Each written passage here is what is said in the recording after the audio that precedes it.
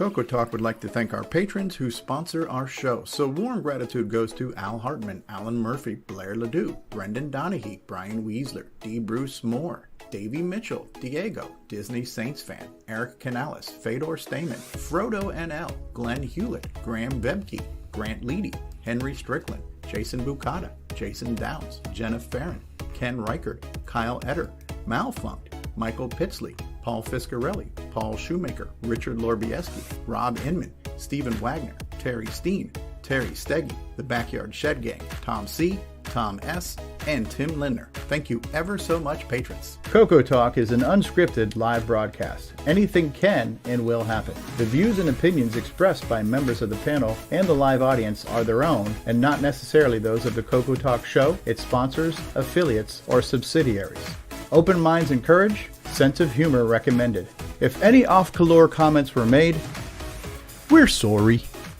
Hi, this is Dale Lear, designer of TRS-80 Color Baseball, and you're listening to CoCo Talk.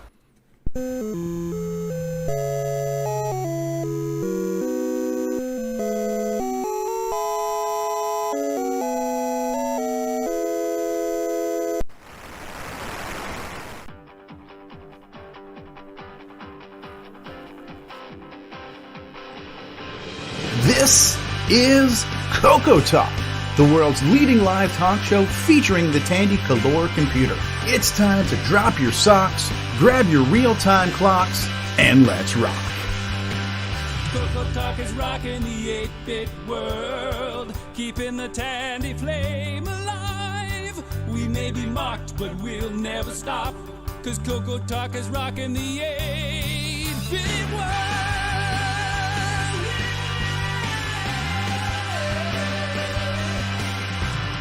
Good afternoon, everybody. Welcome to another exciting episode of CoCo Talk. We've got a very special guest. We've got some things to show, some things to tell, and we're going to distort the hobby today because why not, everybody? CoCo Talk is rocking the 8-bit world, keeping the Tandy flame alive. We may be mocked, but we'll never stop, cause CoCo Talk is rocking the 8-bit world.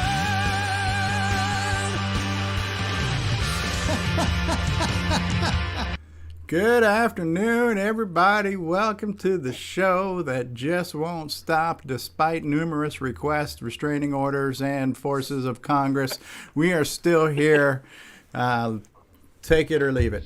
So this is it. This is CoCo Talk. This is what we do. Today also happens to be the live stream of VCF Midwest. So hopefully you're watching that in conjunction with us. We've got a great show. We've got a great panel. We've already got some people in the live chat. Tim Franklin is there. Jim R.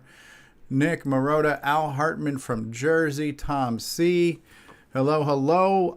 Let's just jump in. Let's get to the panel. We got a lot to cover. We have with us our backup streamer and engineer, all-around nice guy, Mark Bose. He's with us. Hello, Mark. From down under, but on the top of the screen, David O'Connor is here. Hello, David. Hello, everybody. It's good to be here. Neo says hello, too. Hey. Sometimes known as Greg, but always known as Grant Leedy. Welcome to the program, Grant. Hello. Nice to be back, everybody. From the Tandy Shack and TDP Systems and all kinds of other cool stuff, Terry Steggy's here. How you doing, Terry? Hi, guys. Good morning. Good morning to you. Whatever. Our resident Apple guy is with us, Mark D. Overholzer. Glad to be here. His name is Ron. He's got a garage. It's Ron Delvo, everybody. That's me. Hello. Rick Eulen is with us, a guy who's working on things that also involve switches. I smell copyright infringement coming up here. How you doing, Rick? Fairly well. Take care. All right. And from the Great White North, where weed is legal and he's a happy guy, L. Curtis Boyle. How are you, Curtis? Not here. He's muted. You're muted. Muted. Curtis isn't here, man. He's a mutant. Hello, everyone. Sorry, I was muted there. Not the Great White North here yesterday. It was 86 degrees yesterday. Oh, wow. So Wow. Is that Fahrenheit or Celsius? that's Fahrenheit. Celsius. All right. Celsius.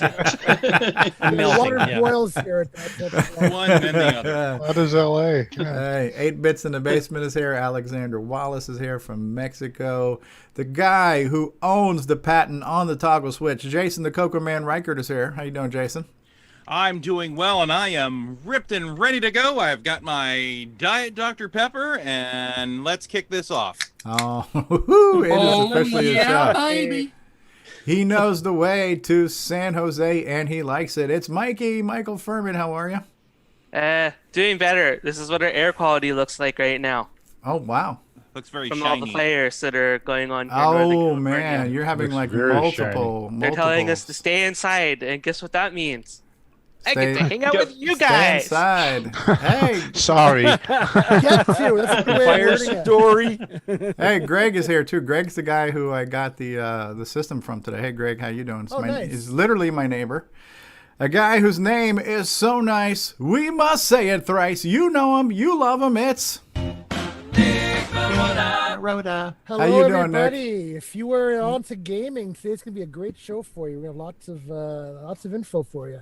all right. Barry just joined us on Facebook.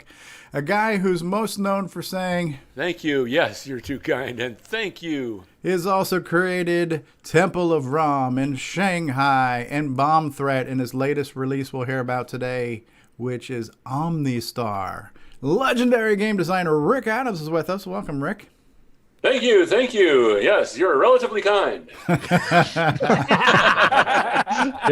a because distortion. That's because it's 2020. Yes, yes. A guy who gets a lot of stuff on eBay makes us all jealous. Brian Weasler's in the house. Hello, all. Welcome to the show. All right. Alan Murphy's here. How you doing, Alan? Doing all right. Howdy, all you glorious cocoa nuts. And the optimizer of ROMs, the distorter of my brain is here. James Diffendaffer. How you doing, James? Don't bother me. I'm editing 6502 code. You need an intervention, is my question. The Thunder from Down Under, the guy who likes to say, Oh, crikey. and the author of this week's Game of the Week, Rally SG, Nicholas Marentes is here. G'day, Nick. Hey, you. How you doing? All right, doing good, doing good. We usually Sorry you save can't get this. through. Why don't you leave your name and your number? Yeah. From the Italian part of Australia that's little known about.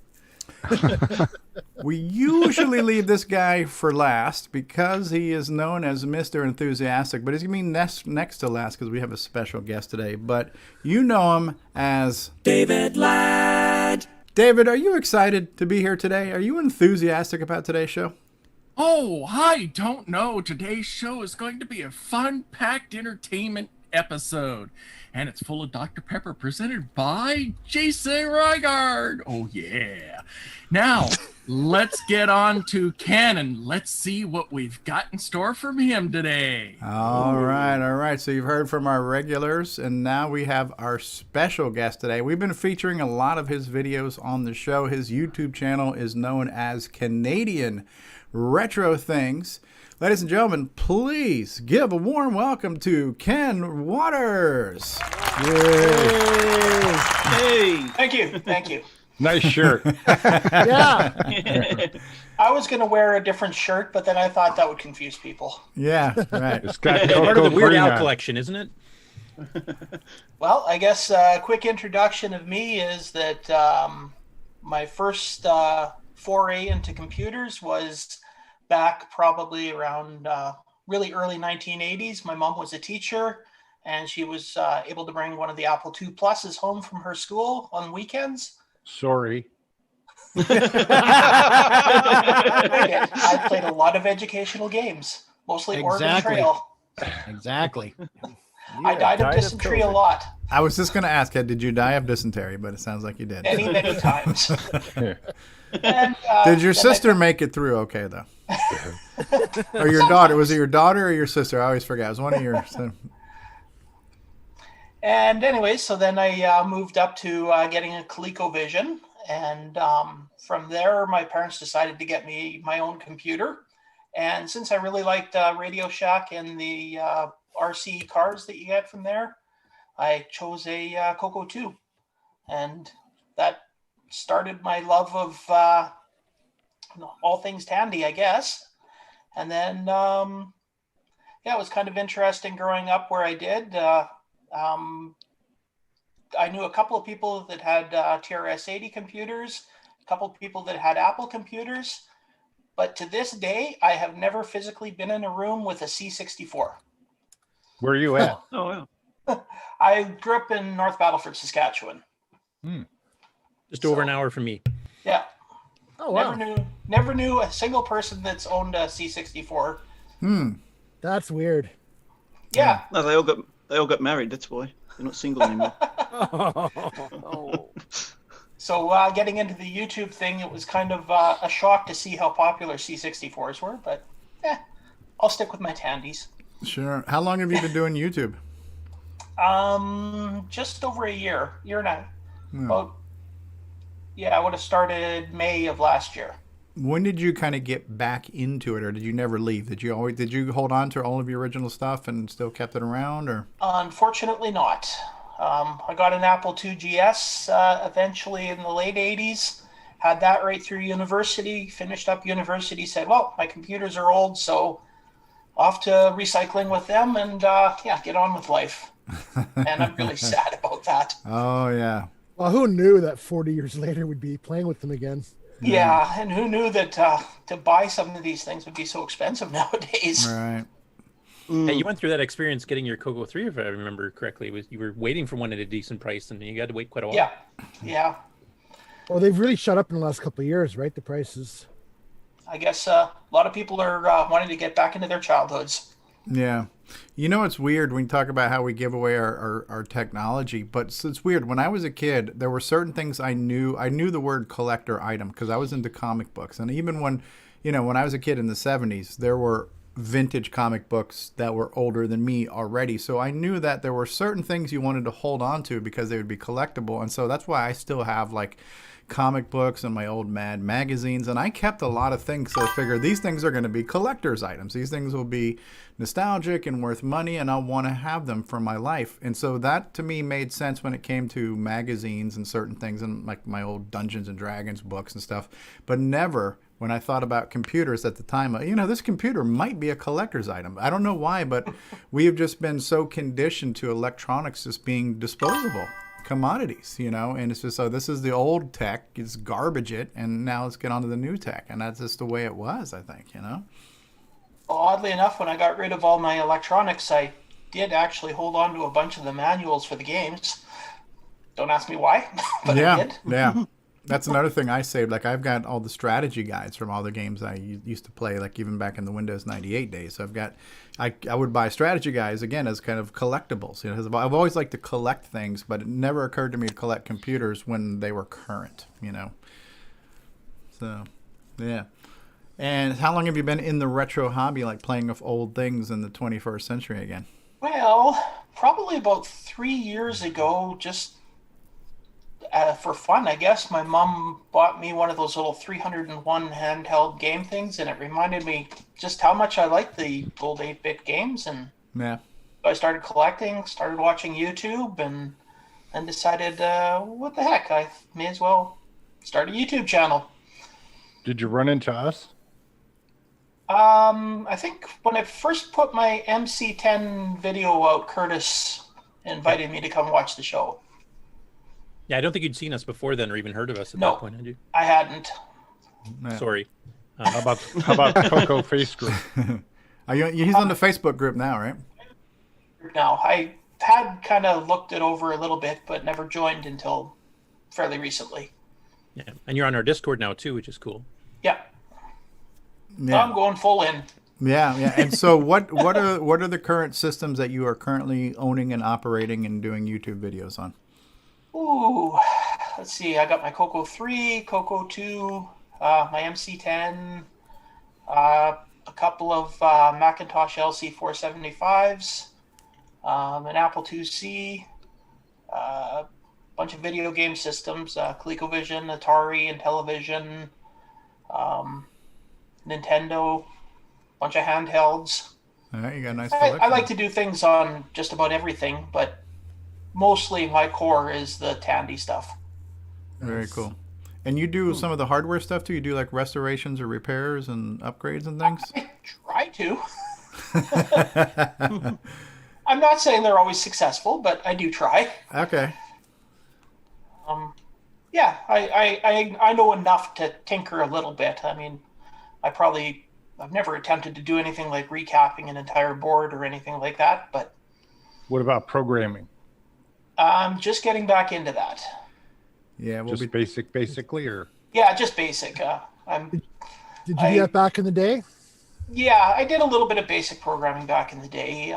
Tried to, but I was only about 11 or 12 when I was doing it, so my logic center wasn't working too well. What did you think of the SDC when you found out about it? I loved it.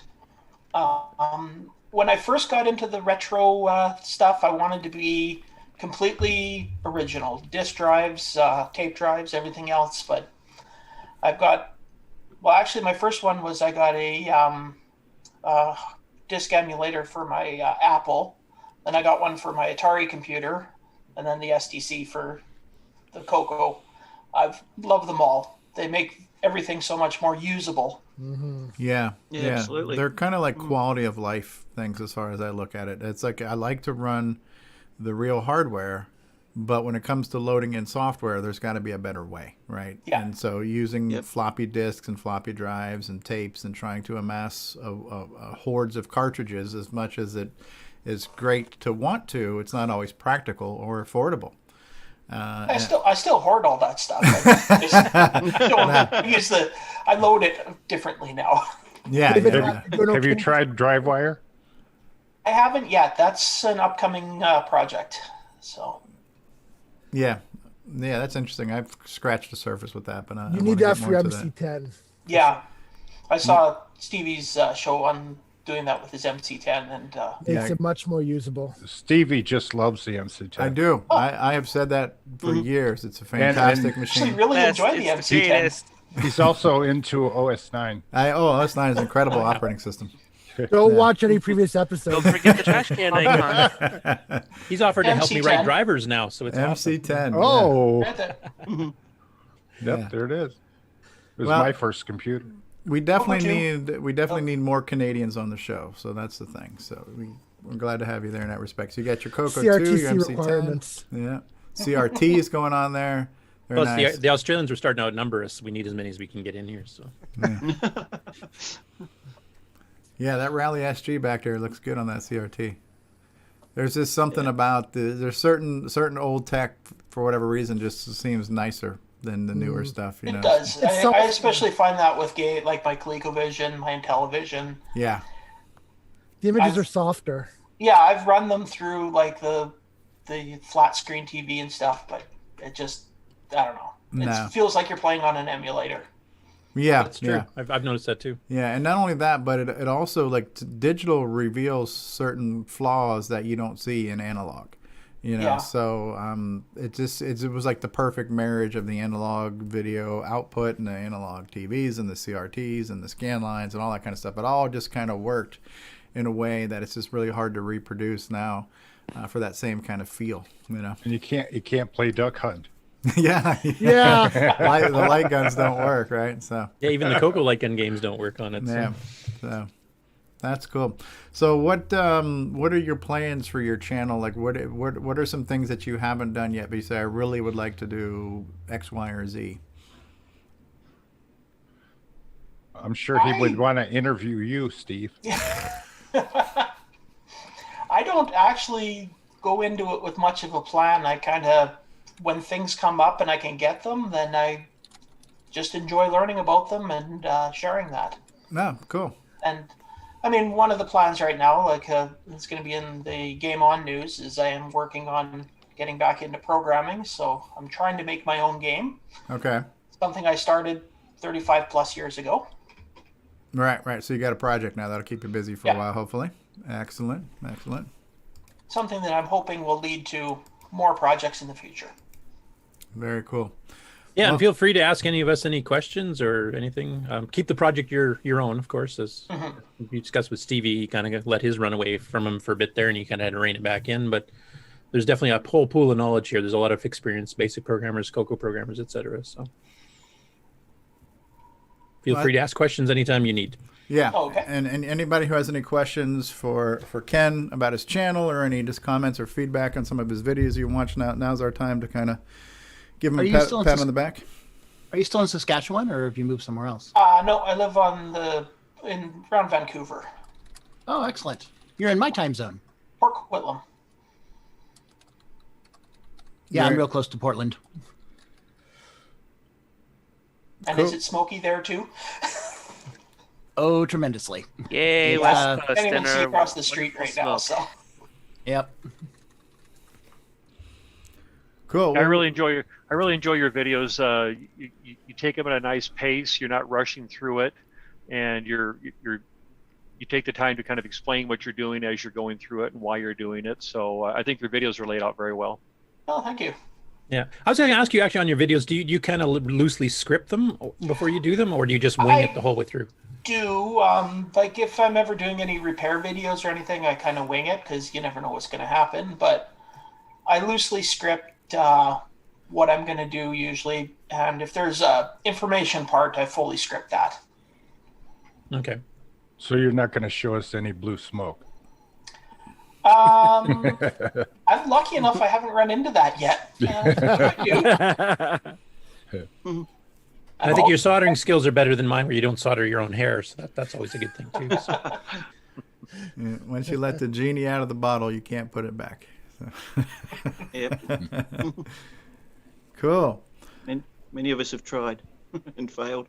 Okay, we got a comment from 8-Bits in the Basement. He says, I like Ken's channel. The range is broad and the content interesting with a laid-back attitude. That's very cool. Dave and Sharon, Mr. 6809, or now Mr. 6309, he says, Ken, your CoCo vids are great because the melty keyboard. And CoCo 2 has the melty keyboard. Yeah, I like the melty keyboard. Yeah, okay. I do too.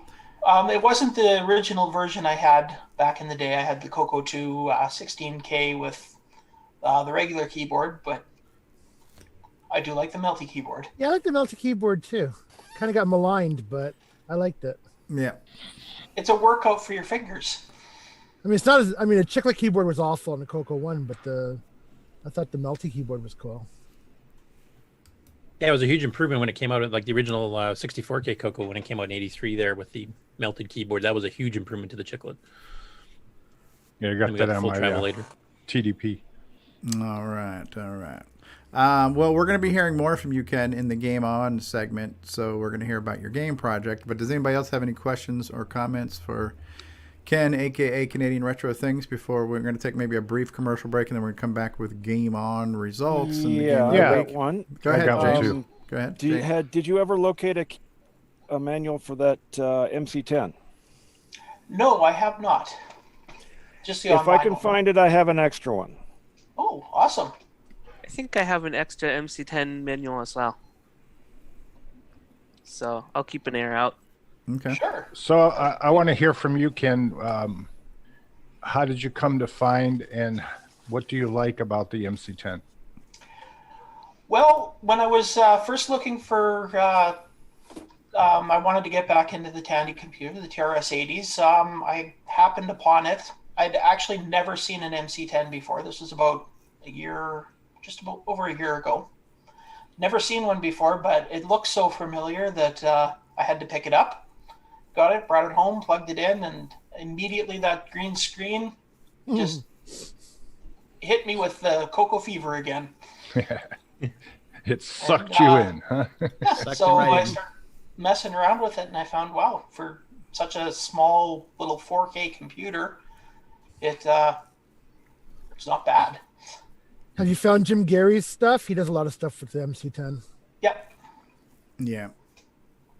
He's the guru, like.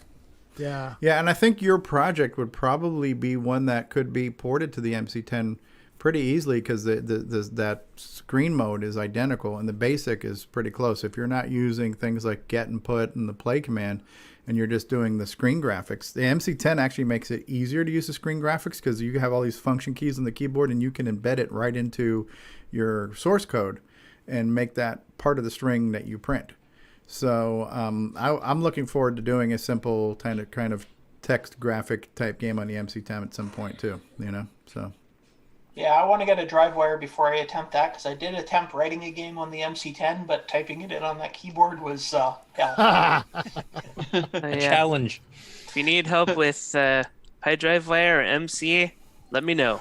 All right. Happy to help. Mikey's the guy who makes the server for that. So yeah. Yeah, one thing that I have an appreciation for is, we were just talking about this right before the show. You know, when we started this show 3 years ago, this was kind of a thing where we were just excited about CoCo Fest, and we were just kind of leading up, counting down the 3 or 4 weeks to CoCo Fest, and didn't expect that this show was going to just continue the way that it has. But unfortunately, when you only get together a couple times a year, you don't have that bonding, that sense of community isn't taking place as much. But since we started doing this show on a weekly basis, we've kind of got the more community cohesiveness going on, and then adding that Discord component too, where we've got our Discord server and there's conversations taking place constantly, and we've got so many people in there that are literal experts in all different areas. You got like your Dave Phillipsons and your Mr. Daves and Mikey's, and you got William Astle on the assembler side, and you've got so many people who are, you know, human authorities on a variety of subjects, and they're there at your fingertip. So not only is it a community, but it's a real-time resource to tap into. And so those things that have happened in this past 5 years, it's just been like, and I'm sorry, it's this bad timing for Mikey in the West Coast, but this has been kind of like a wildfire that spread, you know, but a good one, you know, not a bad one. So,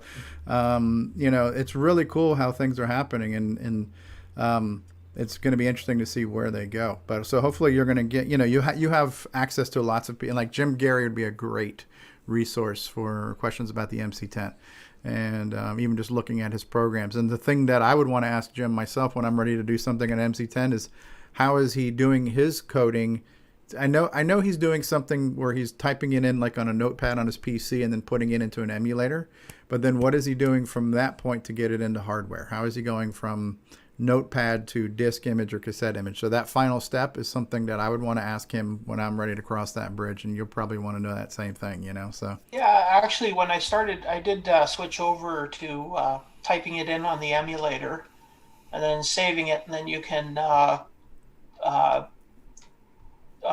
change it into a cassette file. Okay. And then record it onto a cassette. So the emulator would be kind of the conduit to getting it onto the DriveWire server or whatever. In this case, it's the MC server. Okay.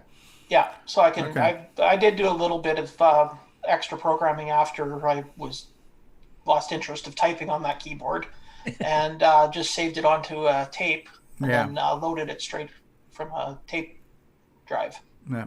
Hey, Chris Poacher on Facebook's joined us. He's in the Dragon group. Hey, Chris, how you doing? Cool. Well, we're glad to have you. We definitely we like your videos, and Curtis has been featuring them. So if anybody has not already subscribed to his channel, Nick posted a link to his channel. His channel on YouTube is called Canadian Retro Things. Make sure you, as we say, as us YouTubers like to say, don't forget to like, subscribe, and share. Click that follow button. Hit that notification bell. It really helps, right? So, what's your Patreon? Hey Ken, do you know who Ed Snyder is? I've heard the name. Yeah, he's in our inventor and stuff, and he's got the Gimme 10 that's coming out for the MC10. You'll have to wait for that one. Okay. What? Just kidding. Gimme X. I said Gimme 10. That's what X is the Roman numeral for, right? Oh, you got me going there. Yeah, me too. Everybody's going, what? Yeah. Apparently they have to get an MC10 now. Fake news. Yeah, it might be now, but you know what? If you think of it, he'll probably come out with something. Sounds like Ron's been out in the sun too long. Yeah. Well, that's a whole nother discussion that we should probably have one day. Is the quality of life things. We have this saying: "There's no wrong way to CoCo," and if you want to be completely pure and nostalgic and stock and original, that's fine. There's nothing wrong with that, but it does become space prohibitive and practical prohibitive on how many things you can do. But that's cost prohibitive these cost days as the prohibitive prices too, keep right? going So, up. but if that's how you want to do it, that's fine. But I like a hybrid where I want to beat on the real machine, but I'm okay with a flash storage solution or an SD card storage solution where I can load software very quickly. To me, there's certain things that I consider to be enhancements to just the making using the machine in the 21st century a viable solution versus the old way. So and as I mentioned before, that's the progress that CoCo was doing on its own when it was an active machine sold by Tandy. I mean, even Tandy added hard drive support to it because they wanted to speed up disk access and allow you to access more data at one time. So it's always been going in that direction. This is just a progress of that. Hey, listen. Terry Steen just got here, and he says, hey, I'm late. Start over, please. Hold on. We're going to roll the intro again real quick here. There it is. Oh, okay. No. All right. Sorry, Terry. Thanks for coming to rehearsal, everybody. Good morning, everybody. Welcome. Yeah. So to me, like you mentioned your video game systems too, like the Ataris and the Commodores and the Colecos. I have multi carts for most of my systems, right? So I've got the one for the ColecoVision, I've got the one for the Atari, I've got a few, and then the CoCo SDC is kind of like our multi-cart solution. So if you want to play their vintage video game system, but you don't have the luxury of collecting 250,000 cartridges for your Atari 2600, you can put all those games on a single SD card, plug in one cartridge, and play them all. And so I think most people who are doing the retro hobby are doing something like that. To varying degrees of success and user friendliness. From what I'm hearing, I have never used the floppy emulator like the GoTech, but supposedly the GoTech, it works, but it's not super user friendly. Whereas the CoCo SDC, especially now with its menu based system, it's super easy to use. So to each their own. All right. What there's also to be said is for the box art and everything else when you're collecting, that's a big thing from back then, especially with Atari. Yeah, that could be said true for like albums, Yeah. You want to collect albums for the album art and everything too, versus a digital collection of music, right? So it's not, hey, you want to come in here and look at my iTunes library? It's really cool, right? Look at these thumbnails, right? So we need a new Facebook group called CoCo Distortions. All right. We are going to run a commercial break. And then we're going to be back with GameON results. So we're going to start off with we're going to replay an updated lost episode of the Fletcher commercial that we aired last week, and then we'll play something else, and we'll be back after these words, everybody. Fletcher, I don't need that report tomorrow. That's great, JT. I need it tonight. Oh, JT. Fletcher saved over 300 clams, you dig, when she got her a Model 100 from Radio Shack, like a good little consumer. It's like a word processor, a phone directory, and dialer. You dig, man? It even can groove with your office computer. That's a good Mitch Hedberg. Fletcher, you'll go far, Fletcher. You'll go far. And now these messages. It's a Radio Shack Merry Christmas. This year, I needed to give a real family pleaser. Honey, please help me with this budget. How about a new game, Dad? Please. And I found it. Radio Shack's Color Computer 2. On sale for just $99.95. It entertains, educates, manages. It's expandable and affordable. Now that really pleases me. The Color Computer 2. Sale priced for Christmas. Only at Radio Shack. Hi, I'm Kieran Anscombe, author of XOR, and your brain is resolving sensory input into CoCoTALK. At GSoft, we make games for the TRS-80 Color Computer, TRS-80 MC10, and Dragon computers. Our basic games cover the range of genres from arcade, to text adventures, to simulations, to 3D dungeon crawls. This is our latest puzzle game from Japan, Fruit Panic. So come on and drop by our website and download our latest games. Tired of switching your joystick between the left and right port? Want to change between different controllers? Well, Joey has got you covered. The Joey Controller Switch. Take control of your controllers with the flip of 2 switches. Order today at cocoman.biz.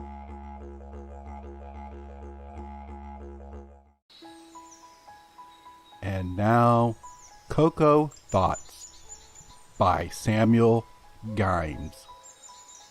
Legend says, when the moon is full, if you go out in the country by the lake and whisper the name of Nick Marotta 3 times, his spirit will appear and he will grant you a product idea.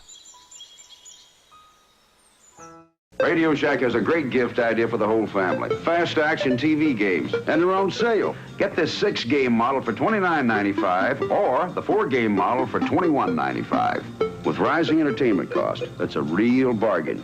You play hockey, tennis, squash, and more. Easy to hook up and great family fun that lasts all year long. The sale price TV games. Only at Radio Shack, a Tandy company. Hi, I'm Terry Steen, author of Balloon Fire and other amazing games on the color computer. And you're listening to StevieStrow on CoCoTALK.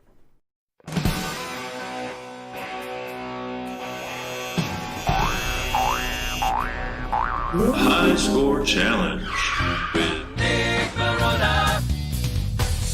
All right, welcome to another week of results. This week we did Rally SG with 24 scores submitted.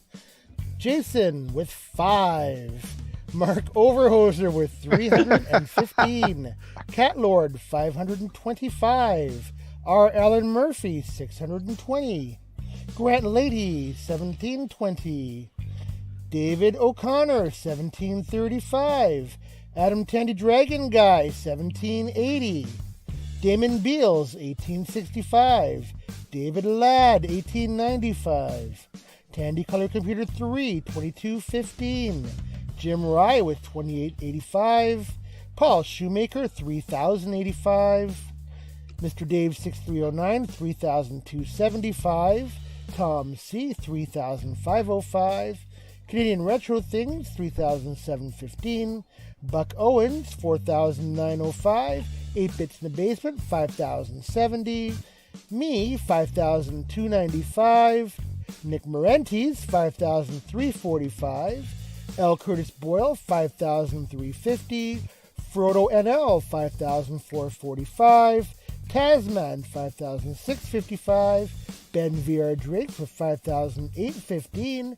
And the number one score this week belongs to Cargo with an impressive 7,360. Thank you again for a fantastic week and all the score submissions.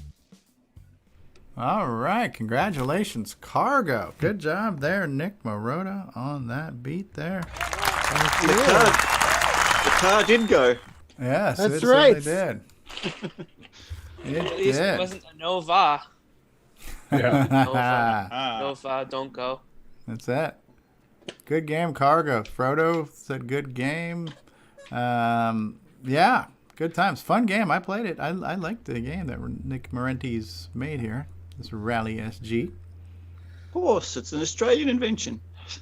So this is gameplay by Ben VR, who submitted this clip. So, okay, keeping in mind Nick is here, what did you guys think of the game? I thought it sucked.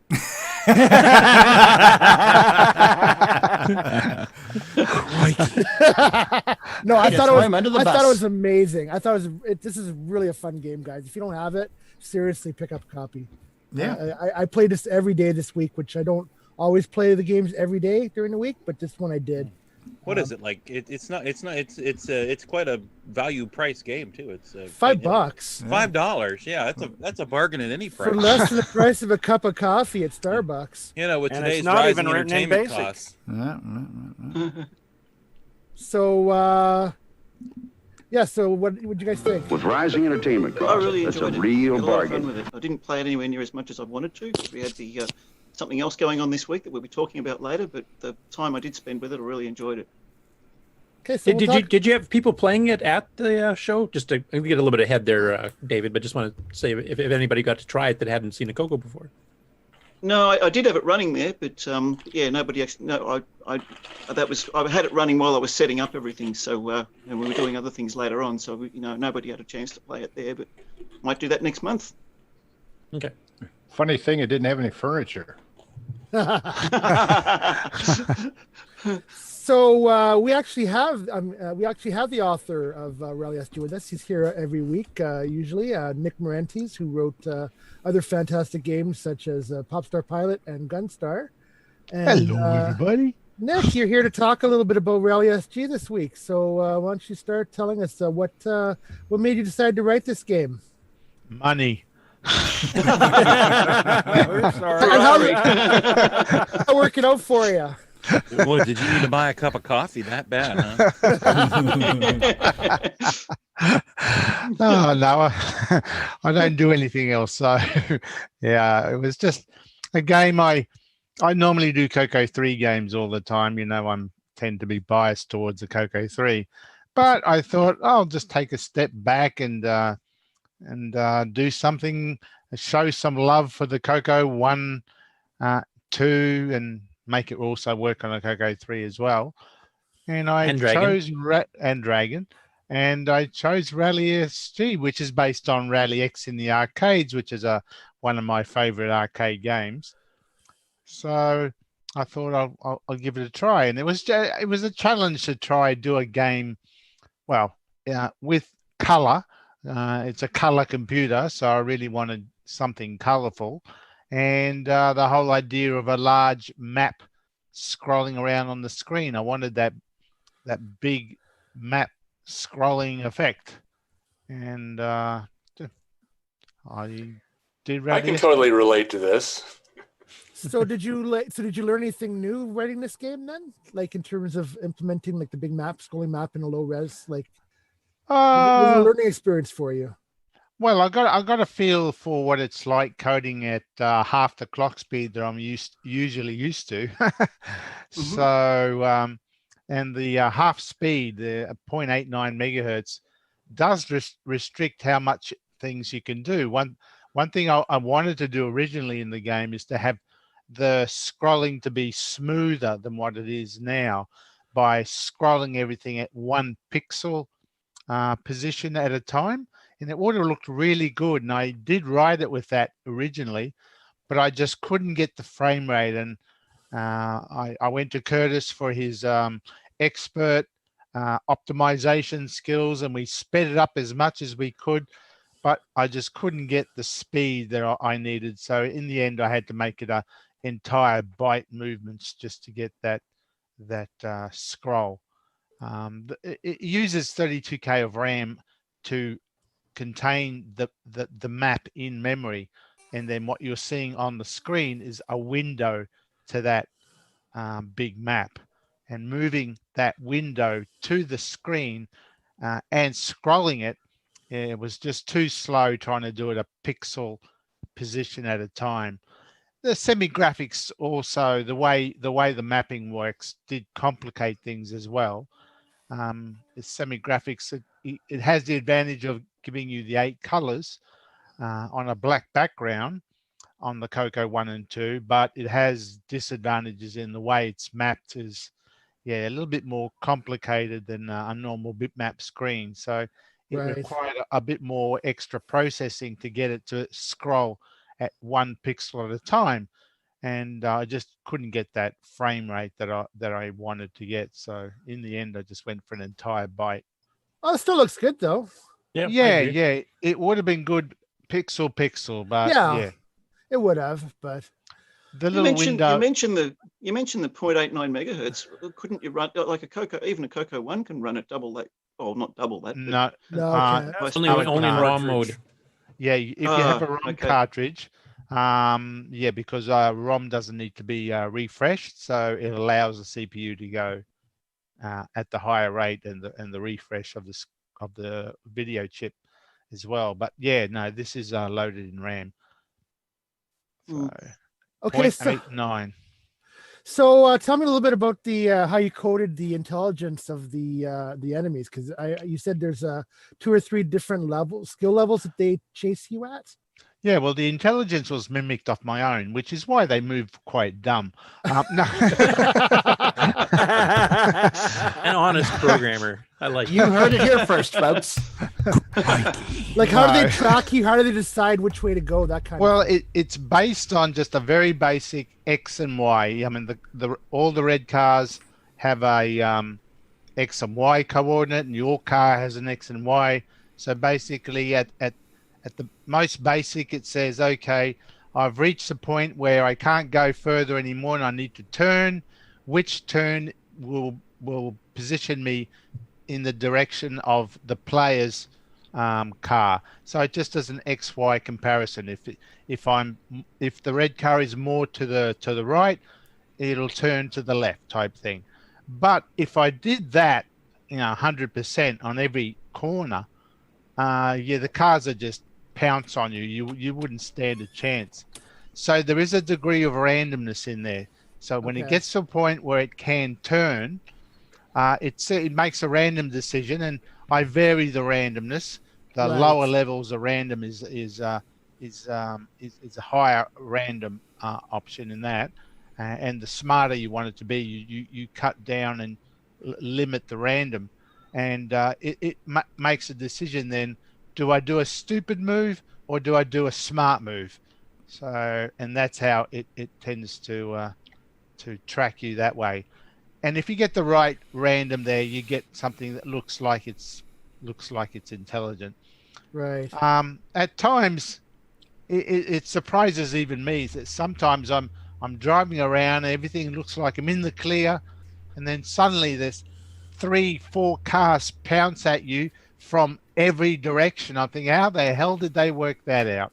And it's totally random, but yeah, just sometimes it just turns out that way. It's almost as if they've coordinated attacked you, and they come at you from every angle. So it does work out well, yeah. So on their most aggressive level, you said there were 3 levels of intelligence for the AI? Oh, you can. It's variable depending on what I set the random. The higher the random setting. So at the hardest level, what's the percentage that it will pick the right? Oh, gee, now you're talking percentages. That's math. Well, I figured you based the. It's probably around 10%. Just guessing like that. So at 10%, 10% of the times it'll make a dumb move there, but 60% say, or 70% for the easier levels. So it tracks you roughly, but it does make a lot of bad decisions. This So is Nick, in retro games, by the way. This gameplay. Go ahead, Nick. Have you actually seen this play on a Dragon? I haven't actually seen it. No, I had to give it to someone else who had a Dragon to verify it works, and it does work on a Dragon. Yeah. Okay. Yeah. The other way, of course, that makes it hard, or easier or harder, is the number of red cars. The game supports up to 7 red cars chasing you in the highest levels. 6, isn't it? 6, sorry. Yeah, 6. Yesterday you said it was 5. You said 7. You'll get I there. know. It's an Australian 6. Yeah. Because you really get to that high level. Yeah. But so on the easy levels, you only have 2 cars chasing you, and that gives you a bit more room to maneuver. But when there's 4 or 6, I think I've got the jump. It gets to be a bit cramped, and there is a high degree of luck in the game. Sometimes you're lucky and you'll just have all the flags that you're meant to collect, because they're semi-randomly allocated on the screen. Not totally random. Did you weight them more heavily towards the bottom? Well, actually, that's a bug. There was a bug in my random code which did that. So it wasn't as random as what I originally planned it to be. But then I thought, hey, this bug isn't too bad. It gives it a bit of. There was a bit of where you can sort of have an idea of where they could be, but it was random enough to vary it between levels. I thought, hey, I'll keep it. It's a feature. Well, for the challenge stages, I tended to sweep the bottom first, hoping to find the majority of flags, and then I'd go up hoping to find the rest. It does gravitate to the bottom, That does give you a fighting chance in challenge stages, which If it's totally random, it really does make it hard. So at least if they're semi-predictable, you've got a bit more of a chance. Or at least looking for the pattern. I mean, sometimes they're more towards the bottom, sometimes they're more towards the upper left. So basically, you can't find them in the bottom, try the upper left. Oh, okay, that's good to know. Well, it does move because, as I said, the random code is a little bit buggy, so it's not as random as what I want. But you do, after a while, see that there is a pattern. Sometimes they'll appear in one area more than others.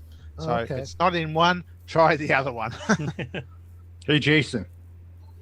Jason, you're from Ohio. Yes. You're from Ohio. Does the starting screen remind you of Rally Hamburgs? Maybe a little bit. We don't have that in this part of the state, but I have seen them before. Yeah.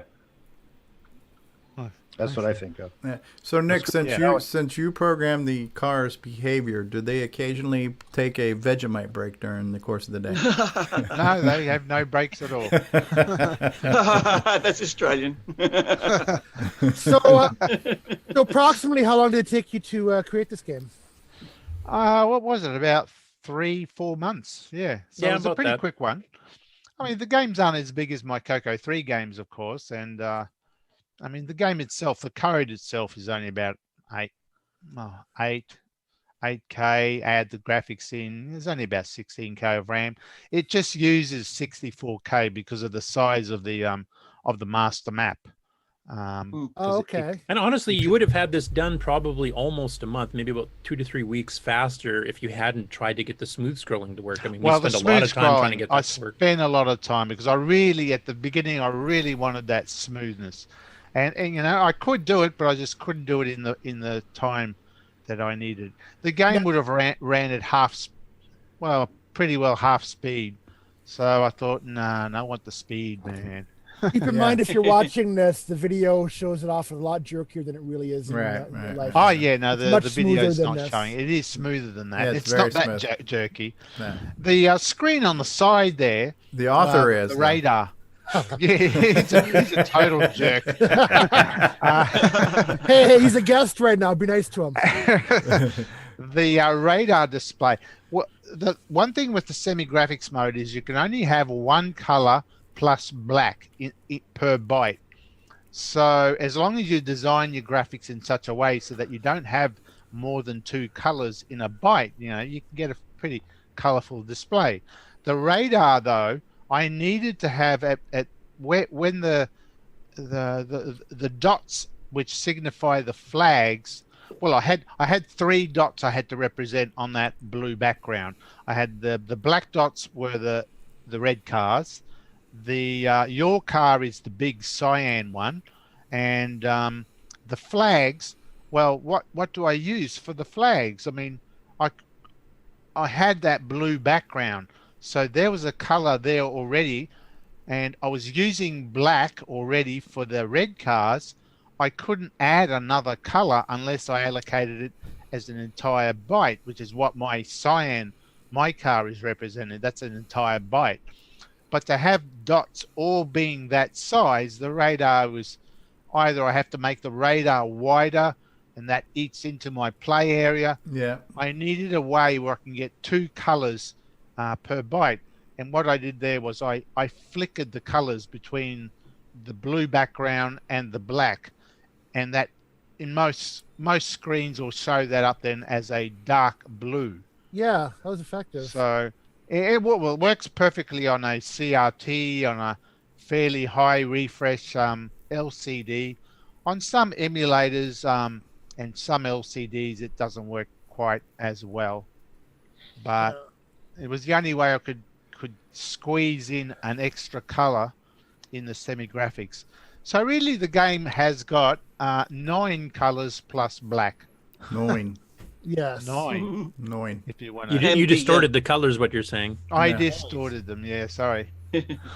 And the oil slick that it leaves behind, that's actually Vegemite. It's actually a smoke. Oh, screen, yeah, isn't well, it? yeah. Is that oil or smoke? It's smoke. It's meant Yeah. to be smoke, yeah. No, it's Yeah. Vegemite. Well, it's brown, so it's shit. But there was no grey. The CoCo 1 and 2 didn't have a dark grey available, so it had to be brown. And actually the smoke screen is a very important aspect of the strategy of the game. I mean, not only does it get cars that are on your tail, gets them away. It's also a good way to control the red cars, because if you position yourself in such a way, let them follow you a certain point, and at a certain turning point, if you let off the smoke just there, it diverts the cars and makes them go in the direction you want them to go, because they're trying to avoid the smoke, but you don't want them to follow you. You can actually divert them and guide them elsewhere.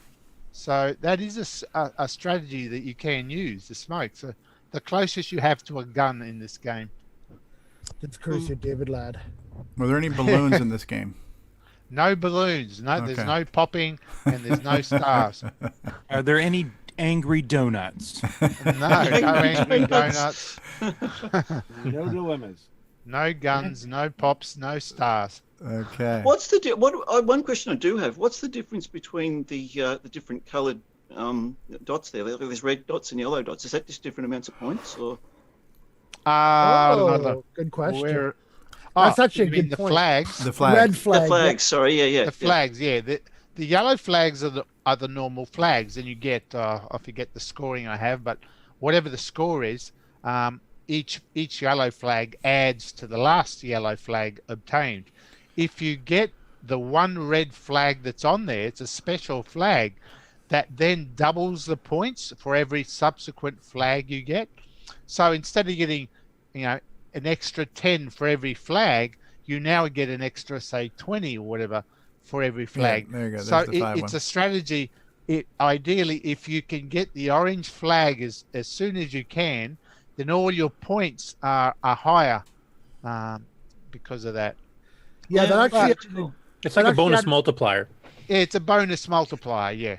That actually added a greed factor, which I liked, because I was driving. I usually sweep the top, like I said, or actually at the beginning of the normal levels, I go up to the top and let the cars disperse a bit. But if I see a red flag, I might go out of my way to grab it. So that's a good greed factor, which is part of a good game design.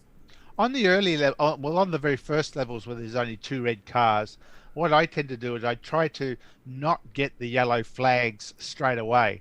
I quickly try to do a drive around, avoiding the yellow flags until I find the orange flag, and then I get the yellow flags. But you can't leave that for too long, because you're burning fuel while you're doing that. So you have got a bit of time to quickly find the orange flag first, and then get the yellow flags to get a higher point. And the smoke also uses fuel. Well, yeah. So I've run out of fuel before. That's right. I have run out of fuel. Yeah. I do have a question. Should we be listening to Nick for play through optimizations, like how to play the game better when he didn't even get in the top 5 in his own game? Ouch! That was a hot one. Oh well, for that I'm not going to tell you the cheat mode. What was your score? What was your score, Curtis? I can't remember. I beat Nick by 5, and that was by coincidence. That wasn't planned. So how did Jason get 5 points? Did he just get 1 flag and die? Was that? Oh, exactly. That's exactly what I did. You were going for the low score challenge. You got the lowest possible score. Yeah. Yes, exactly. For the lowest possible score, you have to. My tips are to get 1 flag, and then immediately just keep hitting the smoke screen until you're just about out of fuel, and then just run into one of the red cars. He just likes having his name read first. Well, no, it's actually better to get all the flags, but leave 1, die, and then start the level again so that your fuel counter is on max, and then get that last flag, because then you get the entire bonus for that level. I noticed that. Yeah. Yeah. Right. No. But See, you we're saw going, the we're going life, for though. opposite levels here. We're You can only going do for that 3 opposite times, things here. so. Yeah. And originally I thought, oh, that's a bug. I can't have that. But then I thought, well, okay, you do gain some extra points, so that could be fun trying to do that. You do lose a car, though. So there is a price to pay for that. So I left it in. Yeah. That's interesting. So, yeah, I tried to put little tricks like that in there, little tricks that you can gain extra points on to make it interesting. Nick, And would you call that color pink on the curbs like? It's magenta, actually. Magenta? Well, Okay. that's its proper. Yeah, I call it pink as well. Okay, because some of the streets around here, they're painted red on the curb because they don't want you to park there. But the sun is so terrible here that it turns to pink just like that. So it looks kind of familiar to me. Fuchsia. We have a comment from Frodo in the chat too. He says, "I'm glad you left out the rocks," which of course was in the original Rally X. Yeah, there's no rocks. Well, in the original Rally X, the roads were wider. Well, or rather, you could have wider roads, so there was a more open space. So if you had rocks, you could go around the rocks. But my roads are all one lane, so there'd be no room to get around a rock. So I thought, I better leave that out. That'd be too hard fast. So we're saying that Rally SG doesn't rock. It doesn't rock, no. Cool stuff. Cool stuff. All right. Well, thank you for answering the questions. And seriously, this is one of the best games. You've written really, really great games. This is one of my favorites, though, for sure. It's really, really fun. I was going to ask if Ken, if he's still on too, what his thoughts of it was, because this was, I think, one of the first new CoCo games he's purchased probably in 30 years. Yeah, I really enjoyed it. Rally X was definitely one of my go-to games back in the day. So if it wasn't Ghosts and Goblins in the arcade, it was Rally X. So cool. As I see you're running in the background there too. So yeah. Unfortunately, I only had my Black Beauty to play on though, which I think is a little harder than a self-centering joystick. Yeah. I used the gamepad. This game screams for a gamepad. Oh, one thing I did find was with talking of joysticks I played it with the deluxe joystick as well on self-centering mode. You have to have the trims set perfectly, otherwise if you don't, it'll turn a certain direction when the stick's in the middle. Oh, it already. Yeah, it always turns automatically. It always turns, yeah. I mean, that's how the original was as well. The car by itself, if you do nothing, it will always drive straight, and if it hits a wall, it always turns right.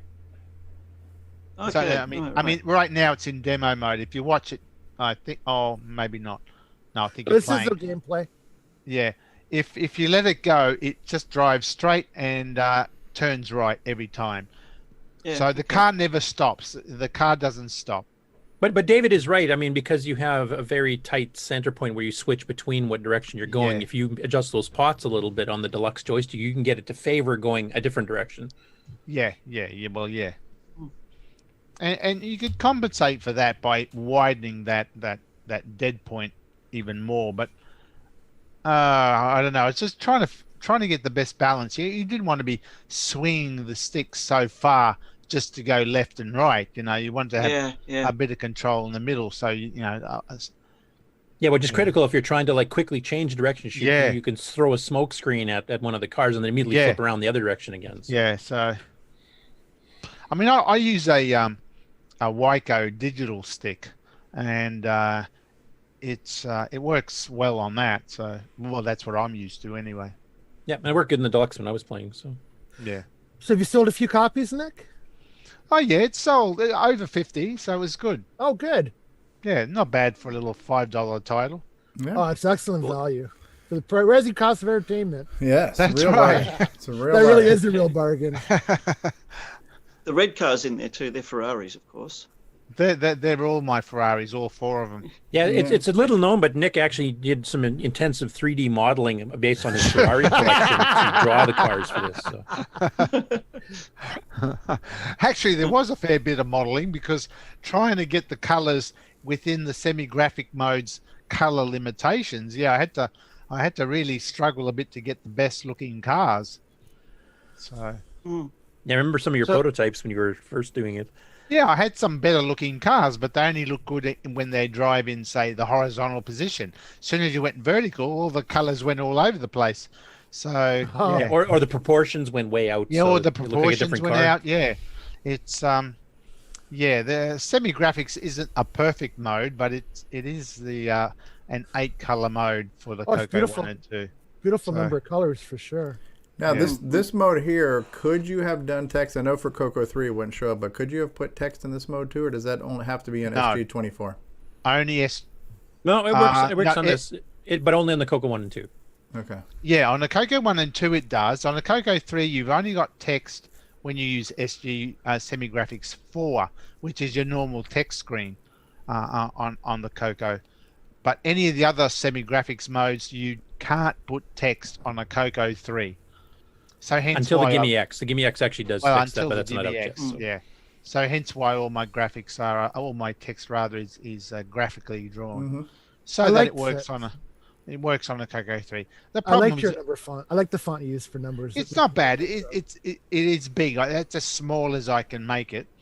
I mean, there are higher SG Semi-Graphics 24, but that's only higher vertically. It doesn't give you anything extra horizontally. So, Right. and that's also why the score displays are only 4-digit, because I couldn't get more digits in. Yeah, that's right. You left a note during the show during the week in case anybody rolled it. The screen at the Well, this white. I if wanted. it, I was always 10,000. wary that someone might be really good and might roll the score. So yeah, what happens after 9999? Well, it goes back to 0, obviously. So the game itself actually is recording a 5-digit score. So although it'll be showing 0, it will have an extra digit which you can't see. And what the program does is when that happens, it changes the color of the score to let you know that, yep, you are actually, in a 10,000 plus, yeah. score. Yeah, exactly. So, but no one's gotten to that point, so that's all right. My vote is Cargo will do it first. I he's about watched him, 70% there. yeah, I watched him play. He's very good, but yeah, I think getting 999 might still be a struggle. Yeah. It's I got noticed too that 12 the, levels. Oh, sorry. No, yeah, that's right. I Go was going ahead, to say Nick. Oh, go ahead. as far as scrolling was concerned, the vertical scrolling is actually is smoother than the horizontal Oh, scrolling. yeah. And it could be even smoother because you can vary the vertical res in semi-graphics and go for a really fine vertical scroll.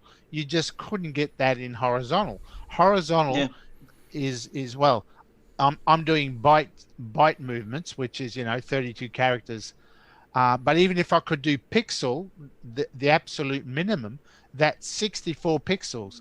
That's what I was trying to get originally, but you can't get anything less than that. And if you don't have your vertical and horizontal scrolling the same, then what happens is that your game looks like it goes fast in the horizontal, horizontal and slow in the vertical. And that's kind of like Death Trap had a little bit of that, because it's easier when you're just doing a vertical shift of bits versus having to do horizontal shift. So because vertically you're just shifting bytes. You're shifting entire bytes at a time. No, so you can get horizontal. Very you're smooth shifting by bits. So. Vertical, and this is why I've used Semi-Graphics 8 because the pixels are relatively square. I think it's a 64 by 64 matrix for the pixels. So that gives you a squarer pixel and allows for that scrolling to be equal. If you look in the radar, that's the size of 1 pixel. Yeah, you want that for the radar to be nice. Yeah, and I want it for the radar as well. But this mode takes up 2K of RAM, so it's fairly economical as well. So, gaming kind of design question: if the vertical scrolling is slower, could you do like a ortho display and automatically make it look proper? You could. Versus... You can just write in your vertical graphics would be written up 4 times versus just the once. I was just thinking it would naturally look slower up and down. Yeah. So if you just kind of tipped your graphics over to make that appear to be some kind of ortho projection or something, it just works. Yeah, it's possible, but there are some problems. I wanted to keep the frame rate to be the same and do the same amount of processing for whether it's going vertical or horizontal. So hence I went for something that was kind of a same for consistent feel. consistent. Yeah. Otherwise, I'd have to slow one down or speed another one up and or speed as I said. I mean, it works. And at the end of the day, is the game fun to play? And this game, the answer to this is absolutely. And I think the lo-fi, fat pixels really help sell this as a retro game. It looks good. So the big, nice, square, blocky pixels and the fonts and everything, it all looks as good as it feels, and it plays as good too. So it really is kind of like the perfect storm of. It looks very Atari VCS. Yeah. So pick up your copy from nickmarentes.com. I highly recommend this. Yeah, he needs more Ferraris, folks. So help him. Well, that's right. I want to get the 6 Ferraris. For every copy sold, you can get another jar of Vegemite. So, and this toy box isn't full yet. Anything else you want to say, Nick? Toy box garage. Anything else you want to say, man?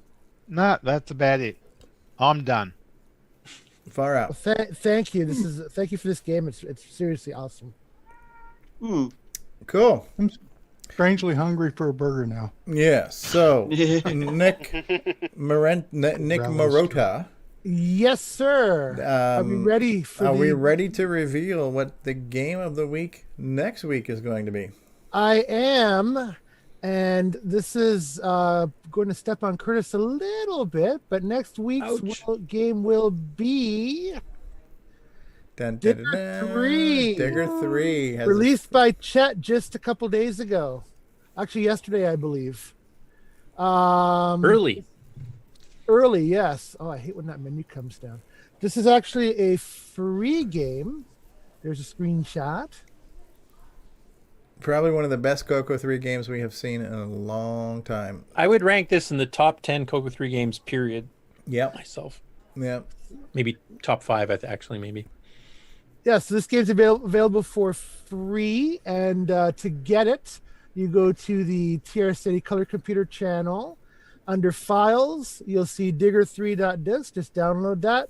Rename it for your SDC, because it's actually 9 characters, so just rename to Digger numeral 3 maybe. And this is on Facebook, by the way. Yeah, this is on. Did I say what did I say? You said Facebook.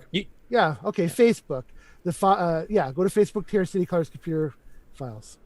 And I don't know if he submitted it to the archive yet. Like, I know the archive sometimes takes up to a week to get new uploads put up, so hopefully it'll be there as well. But yeah, so it's basically we'll start from level 1 always and just get as far as you can and record your score, because this game actually has a password system where you can start from any level, but we'll start from level 1 and just get as far as you can and record that as your score. Yeah, Brian Weasler just system requirements too. It requires a CoCo 3, as Nick said. It requires 512K, 6809. 6809. So you're currently it also only gives you a decent display on an RGB monitor or emulator with RGB. It does not have a composite mode. Oh, correct. Yes, you need RGB. Except if you're on a PAL CoCo 3, because it takes the composite signal from the RGB. Yes. Thanks for rubbing that in, David. That was a design decision by Chet. So he says RGB. So RGB for the win. There's a reason for that. The subtlety of the colors, like for example, the blues. For example, there's dark blue, medium blue, light blue on RGB. In the composite, we have a ton of greens on the CoCo. There's like 7 or 8 I would call green, but there's only 2 real good blues, and the rest are getting into cyans and stuff. So a lot of the subtle shading he's got, for rocks in the background and stuff, you can't quite duplicate properly on composite, no matter how hard you try. Yeah, this is beautiful. The video display might not be serving it justice, but the graphics are gorgeous. No, this thing to me looks like it could be on a Super Nintendo. This looks like a 16-bit game. Or an Amiga or Atari ST. Yeah. Like even the animation when he runs and the animation is just great. And special thank you to Chet ahead of time. We'll be talking more about this next week, obviously, but thanks to Chet for releasing this game and making it free. Yeah. Go ahead. Who was going to speak? I think it was James. James, wasn't it? Oh, I was just going to say it kind of reminds me of Lemmings. Oh yeah, or Lode Runner. One other thing I'll mention too, because there's no documentation for it really, is that it will play on keyboard or joystick. But on the keyboard, in order to get it to play easier on your hands on a real CoCo keyboard, it's not the 4 arrow keys to move. Left and right arrow moves you left and right, spacebar digs, but A and Z, or A and Z, depending on where you are, is your up and down. So if you want to play on keyboard, I find it easier to play on keyboard than joystick. You just remember that's your up and down. That's not a standard for most CoCo games. And what's the key to turn on the background sound effects to? Was it S or M? I don't think that works anymore. I think he disabled it on the final version because he actually used the extra RAM that he was using for those sound effects for some of the extra levels and stuff that come up later. So yeah, he squeezed every bit of RAM he could out of it. This uses the entire 512K now. Oh wow! So you're getting your money's worth if you have 512K. Yeah.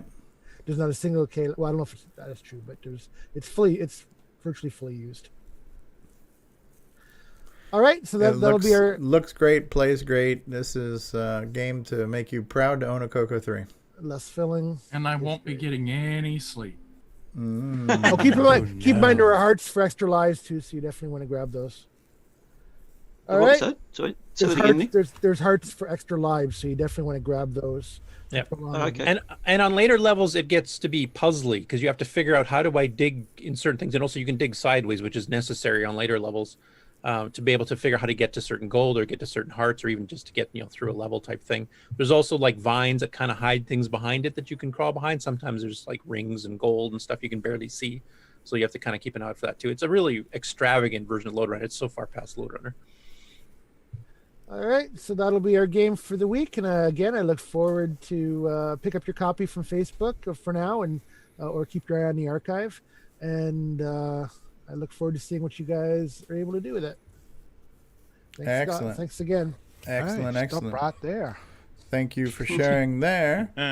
Okay, so Mark Overholzer is leaving us. Thank you, Mark, for being here. Thank you for 50 people for watching us live right now. Thank you, and we're sorry. Canadian Retro Things is still here. Ken is here. But Rick Adams is here, too. So how about we hear from Rick Adams, because Rick Adams has also released a new CoCo game this week, a project he's been working on for quite a bit. So welcome, Rick. Hello.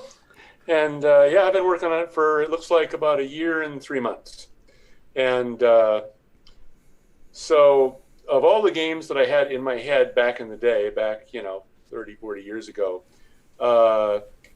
we all know about, Temple of Ram and Shanghai and Bomb Threat, which actually was finished. But there was also OmniStar, which was just sort of a general idea, and I had sort of a proof of concept done, but hadn't gotten beyond that. So, and like Bomb Threat, there's no way that I could ever find the source to what I started with. So I had to start completely from scratch again, and not only had to fill in what I had, but then I had to sort of make a complete game after that. So it's sort of a command line interface hacker type game. You're hacking into this computer system and trying to bring down the bad guys. Sort of a cross between Hunt the Wumpus and Dungeons of Daggerith. And so I finished that off, and the thing that really hung me up the longest was the end game. There's no way I could make the end game after you've been battling this computer system for so long, trying to make it go down. Once it goes down, what kind of ending would you put on it that would be really satisfying? And I did the best that I could, but I don't know that it's all that satisfying. It's I joked about, you're going to get to the end of the game and it's going to say, "Yay, you won." Now go back to your life. Right. Nothing to see here. Right. So actually, people have played it, an earlier version of it that was a little less elaborate at CoCo Fest, and a few people won it there without notes, which I thought was pretty impressive, because I really expected it to take several days and people to be whipping out pieces of paper and writing down notes of what does what and all that sort of stuff. Because when you go into the game, you're not given a whole lot to go on. There are instructions that give you some pretty good hints, and you should read that carefully. But other than that, you're pretty much thrown into the deep end of the pool, and it's up to you to figure things out. You're presented with a login screen, and it's like, well, that's great. How do I log in? What accounts are there? It's like, who knows? So you have to sort of guess and blunder around and do the best as you can. But the finished version that I came out with like a couple of days ago, I did have some people playing it just to see if they could find bugs, and that doesn't tend to work very well. What really brings out the bugs is if your game is in the GameON challenge. Then they will. Then it will get a really good workout. So Paul Fiscarelli has played it to the end, and he sent me a screenshot of the screen that you get at the end, and which he is keeping under his hat because it has, as a reward, it has a very silly message that it gives you. Okay. And if you get to the end, you will recognize that message, and you will go, "Oh yeah, you're Rick, you idiot." But that's for me to know, and Paul Fiscarelli to know, and for you to find out at this point. So it's kind of interesting since you log in, and there are all these programs that are left behind by fellow hackers that have broken in before and lost the game, theoretically. And what do all these programs do? And you have to, put them in your inventory, and you have to execute them and see what happens when you fire this thing off. Something good, something bad, who knows? And you'll find out. So what do we do when people are playing this thing over a period of time? Is there going to be online discussion boards where people say, okay, here's a list of all the programs and what they do, and the best strategies? And it's like, what sorts of things are people going to do, and what's going to be spoiling the game, and what's going to be fair play? I really don't know how that's going to shake out. It's kind of interesting question. And then you can get to the end, and you can get the end screen, which I tried to make as satisfying as possible, but I don't think it's all that. Playing the game is sort of like the journey is the fun part, and the end game is not that exciting. But what would happen if you take a screenshot of that and just like post that on Facebook? It's like, well, there, you don't need to play the game anymore, So that's all kind of interesting to me. So with this game being finished, that wraps up all the games that were in my head back in the day are now done. And now, what do I do now? So I'm gonna have to work on that. Are we going to put this in a cart? Well, maybe not. I'm not really sure about that. I'm not sure that all of the code is positioned independent. I caught some code that wasn't, and so it makes me wonder if I got careless when I was writing it and not all the code is positioned independent code. So that would make it difficult to put in a cart. So I'd have to find all that and root that out. I'd have to sweet talk Joel into doing some art for the cartridge.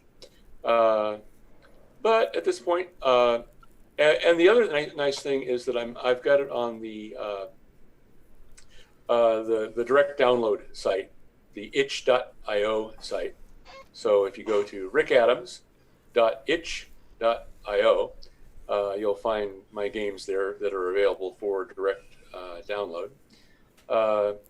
And the nice thing about that is that once you've bought the game, then if I come out with another version of it that fixes some bugs or adds a feature, you can come by. Since you've already bought the game, you can just drop by and pick that up for nothing. So that would be awesome. And so that's what's happening with that. So any questions or anything you might want to say at this point? I play tested an early version of the game, and I was able to finish it before there was an ending. I love the idea. I love the concept of it. It is definitely different. It's cerebral, and it is still visual. There's enough visual to make it not completely, text oriented. But I love the whole kind of hacker idea of I don't know what's going on. What do I do? And that would be what would happen if you were trying to break into another system. You want to shut down Evil Corp, but how do I do it? Now that I'm inside, I have to sneak around and figure things out, right? Yep. That premise I should have cool. called it Evil Corp. That's not a bad name. So, if I'm not mistaken, I think one of my suggestions of maybe you still have in there was because it's like a terminal. I asked you if you could have an up arrow repeat, where I did that. Yeah, you did that, and so that's still there. So that's one of the things because the screen layout very much reminded me of working like on an IBM PC. And so when you're used to working on those systems, you're used to hitting up arrow, even in Linux or anything else. You're used to being able to repeat your last command. So I remember that was one of my early feature requests. So hopefully that's still in there. And it is in there. And I look forward to playing the official completed version now too. So very cool. So we should mention the system requirements too. So it's a CoCo 3 game. Oh, good point. It requires RGB because you're using 80 column by 225, I think. Right. RGB. And you need a godly monitor because the resolution is quite something. If you try this on composite or composite, whichever, what is the proper pronunciation of that? I've always no idea. Depends where you are. If you say Z, anyway, it's composite. Yeah, it's blurry. Either one you would not have a good time. I'm quite sure. If you got artifacting involved, it would just be horrendous. Yeah, they're using the 640 resolution mode, right? So it's super high. So you need a really crispy monitor. Yeah. Now, does it run in 128K or does it need 512 or? That's a good question. I've never looked to see how big it is right now. I doubt you need all that much. I'll have to take a look. That's really something that people should know. So I'll figure that out. You can just sell it with an upgrade, I guess. Yeah. I don't think it needs all that much. Are you going to release a version of it on cassette with bonus 3 Dog Night track on it? Could have that playing like Jeremiah was a bullfrog. Yeah. That could be the loader music, while it's loading the game. Audio on, motor on. Yeah. Well, congratulations, Rick. Another fine quality product from legendary game designer, from the mind of legendary game designer Rick Adams. His latest. Yeah, it's in the GameON news, so we'll show a screenshot just so people know what we're talking about as well. So yeah. Right. I've sold a grand total of 10 copies so far. Okay, I'll have to get down there later. That Ferrari is not far behind. Well, it only released a couple days ago, right? It's only been like 3 days, 4 days. It's only been like 3 or 4 days. Yeah. And this is the first, besides your Facebook post, I think the first really public announcement about it. It's you mentioned Discord and stuff, so this hopefully will. Discord and Facebook and the mail list. All right. Well, now that it's aired on our show, expect 1s to 2s more sales out of this. So yeah. Right. You might want to move your car to the driveway to leave room for the money truck to back up. That's right. Oh, excellent. It's kind of interesting thinking of the pricing structure on this direct download site. They have all kinds of different ways that you can price it.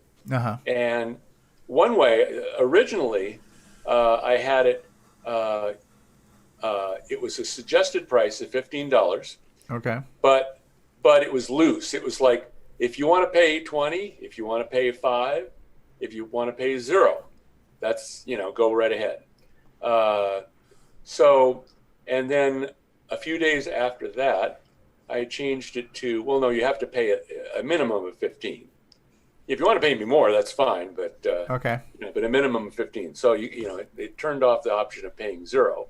And I'm making less now than now that I've made that change. So I kind of wonder if there's some sort of psychological effect there. It's like, oh, I could have it for free, but that makes me feel terribly guilty. So who knows? Yeah, that's really going off the Guiltware model. Yeah. Interesting you mentioned that too.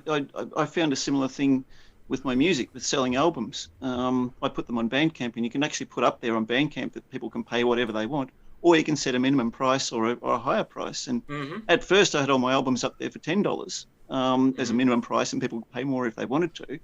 And then I dropped it down to $7, and it's only $3 difference, but I had people paying more when I had it listed for less than what I did when I had it listed for more. Yeah. So it's kind of interesting. Yeah. All the psychology involved.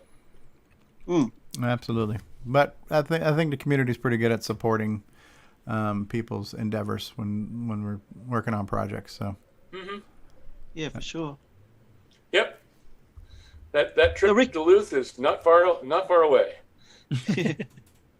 Now, Rick, you had to go early, I think, didn't you? You'll not be staying to the end of the show, or are you staying? Or I won't be staying till the end of the show. I don't know how long I'm staying. Okay. So well, the reason I asked that is because I did have a real quick update that I was going to mention during the updates and acquisitions. Oh, okay. But because you're on the show, Rick, I figured it might be worthwhile just doing a quick mention of it now, and you know what it is because I mentioned it to you during the week. Okay. Right. But I don't know if I can't see the screen share there, Stevie, so I'm not sure what people are seeing, but if they're seeing you. Yeah. Arrived in the mail a couple of days ago is this cassette. Whoops, let me hold that up again. From Rick Adams. First annual fair, Isaac Talent Show, musical acts, May 21st, 1982. Yep. Yeah. So and it's on a nice Maxell Chrome cassette. Ooh. So yeah. Library material there. So yeah, I haven't played the Three Dog Night track on this one yet, but but no, it's I'm looking forward to putting that in and Is this the same or similar one that you'd also sent to Neil to digitize for you? Yes. Okay. So this is the second go around for this, and you'll do it. It's like I am not an audiophile enough to be able to tell the difference between the sound quality between one attempt to pull the music off of that and the other, but other people might be. So that's. Yeah, and my specialty is I worked as a mastering engineer for a number of years, and I still do mastering these days.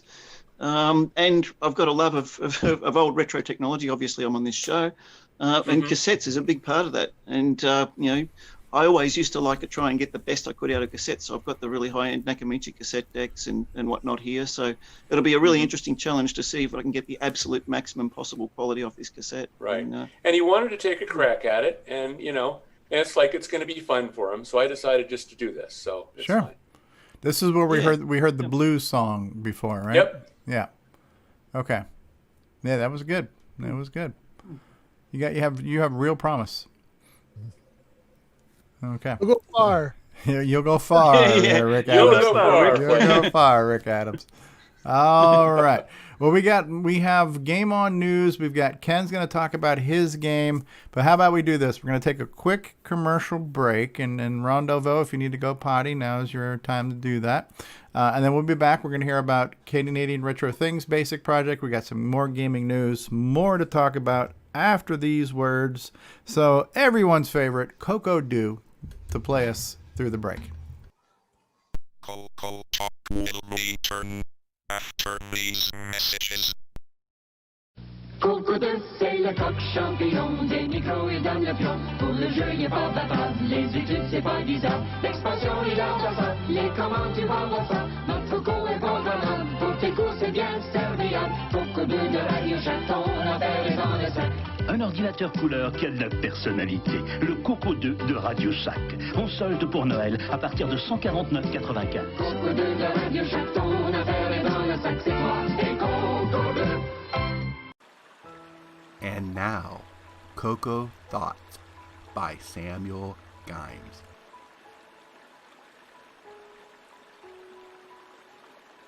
If you're using your color computer in Quebec and it stops working, is it now a CoCo won't do? Hi, Ron Delvo, Timberman, Coco Fest, CoCoTALK.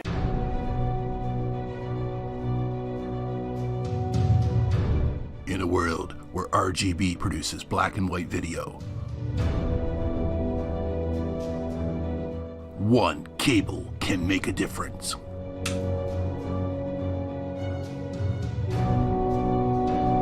Switcheroo. CoCo3ScartCable.com. Hey, have you got your CoCo 3 yet? Hi, this is Rick Adams, author of Temple of Ram and Shanghai, and you've tuned into CoCoTALK, the nation's leading live talk show featuring the Tandy color computer. What's going on, everybody? Original Gamer CoCoTALK here, and if you're a fan of vintage computing and retro gaming, then you're going to love our retro swag shop at 8bit256.com. There you will find custom designs by Instagram artist Joel M. Adams. You can get I'm a Coconut, CoCoTALK, and other cool video game images on a t-shirt, coffee mug, or mouse pad. So if you love retro, then head on over to the retro swag shop at 8bit256.com today. Tell them the Original Gamer CoCoTALK sent you.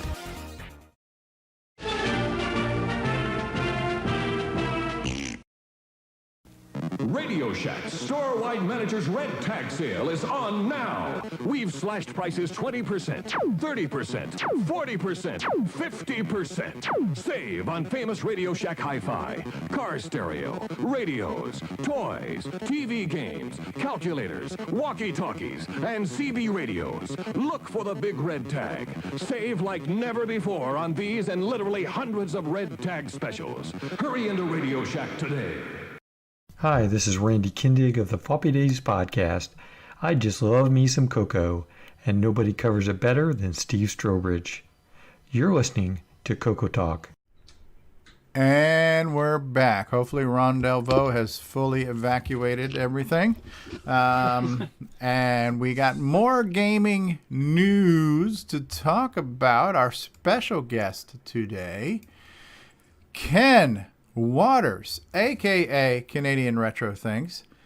So tell us about what you got going on, and feel free to screen share, or if you need to point us to a YouTube video to play, or whatever you want to do. Well, basically, like I was saying earlier, I got my first CoCo 2 when I was, 11 or 12 years old back in the early 80s. And I tried to make a game back then unsuccessfully. So I've picked up that again and am going at it again. It's basically a alien attack game. Aliens have attacked Earth and completely wiped out most of the human race. You're the commander of the last surviving base, and you've got to hold the aliens off long enough to allow escape ships to get away. And so you start out, it's just kind of like Space Invaders type. Ship at the bottom of the screen shooting aliens as they come down. Once enough of them landed, it's going to go to the second stage, which is fighting the aliens in the corridors of the base to, people escape. So, it's a pretty unique premise. Alien invasion is something that hasn't been done too much. So yeah. One of the things I really liked about it when I designed it when I was a kid, one of the limitations I found originally trying to do it is I could only get the ship to fire one bullet at a time. So I decided I'd work that into the game, and so when you fire a bullet, it won't kill the aliens. You have to actually detonate the missile in the air to destroy them. So that got me around that is a neat feature. Yeah. Yeah, it got me around the problem of having more than one missile on the screen at a time. Basically, you hit the fire button once to fire, a second time to detonate it. And cool. So you're kind of like launching an explosive device, but it's not. You're launching missiles at them. Yeah, and then you detonate. Stevie, did you want me to screen share his video and he can kind of talk over? Yeah, unless is there anything you want to screen share yourself, Ken, or do you want Curtis to show off your YouTube video? Well, you can show off the YouTube video. A lot of it's just showing the actual code. But I'll mute it so it doesn't. Yeah. One of the things also when I'm writing it now, I've just used set and reset a lot, which I've discovered is, of course, not the most convenient way or the best way to do it. So I'm in the process right now of rewriting it with either poking the graphics in or using the print-at statements. I was planning on going into higher resolution, but I think I'm just going to stick to the low resolution so that I can actually finish this game. Mm-hmm. Is there a particular spot you'd like me to fast forward here on the video? Or? Like maybe some of the actual gameplay? Maybe I've just brought it up here. I can maybe screen share here. Oh, okay. Let me just see. Okay. Oh, it says that I can't screen share. Hold on 1 second here. Try it again. Go and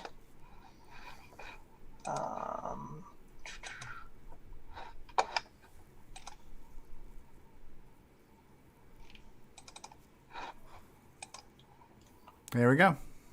Okay, there. So where am I right now? So this is just basically the ship moving on the bottom. Then this is where you're firing up. Anytime now. There. There you go. You fire up and then you detonate it. Oh, neat. I like that. There's a little explosion when it first fires too. Yeah. Yeah, that's cool. Like Yeah. gun smoke sort of thing. Yeah, yeah. And then like a barrel flare. yeah, or like I something. said, I just did a lot of set and reset, which I'm in the process of changing right now, because that's a slow way, as I've discovered, of doing it. It's a good way to prototype, though. It's easier to Yeah. picture in your head what you're drawing, but yeah. Am I correct to say you have to hit a certain part of the ship as well for it to count? That was the initial thing. Like I have each ship is drawn from an XY coordinate and then X+1, Y -1 type stuff.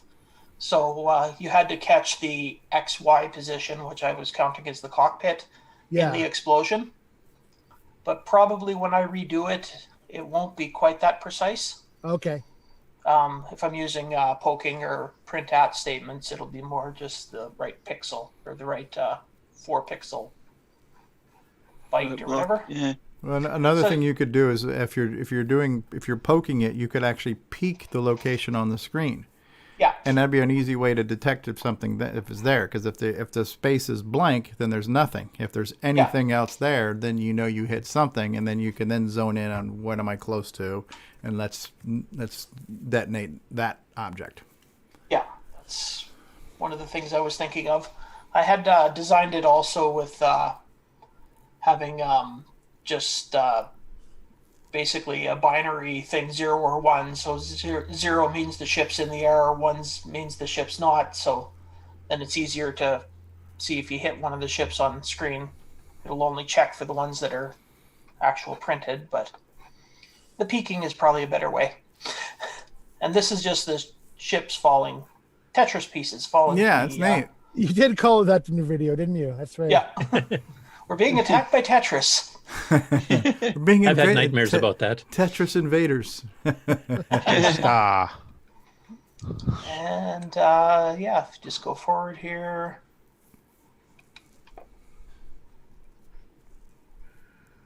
Yeah, there we go. Here it's actually shooting some of them. And then you hit detonate, and then okay. Oh, and I missed. Okay. You see how the color changed there? That's kind of what Nick was talking about with the semi-graphics. You can't have two different colors in the same spot. It's black and one color. There you go. That's kind of Missile Command looking there, that explosion too. That's a neat effect, that explosion effect. Yeah. So and you saw in that one, if I didn't hit the cockpit, so it just keeps It wasn't going. precise, yeah. It wasn't precise enough, so. That's neat.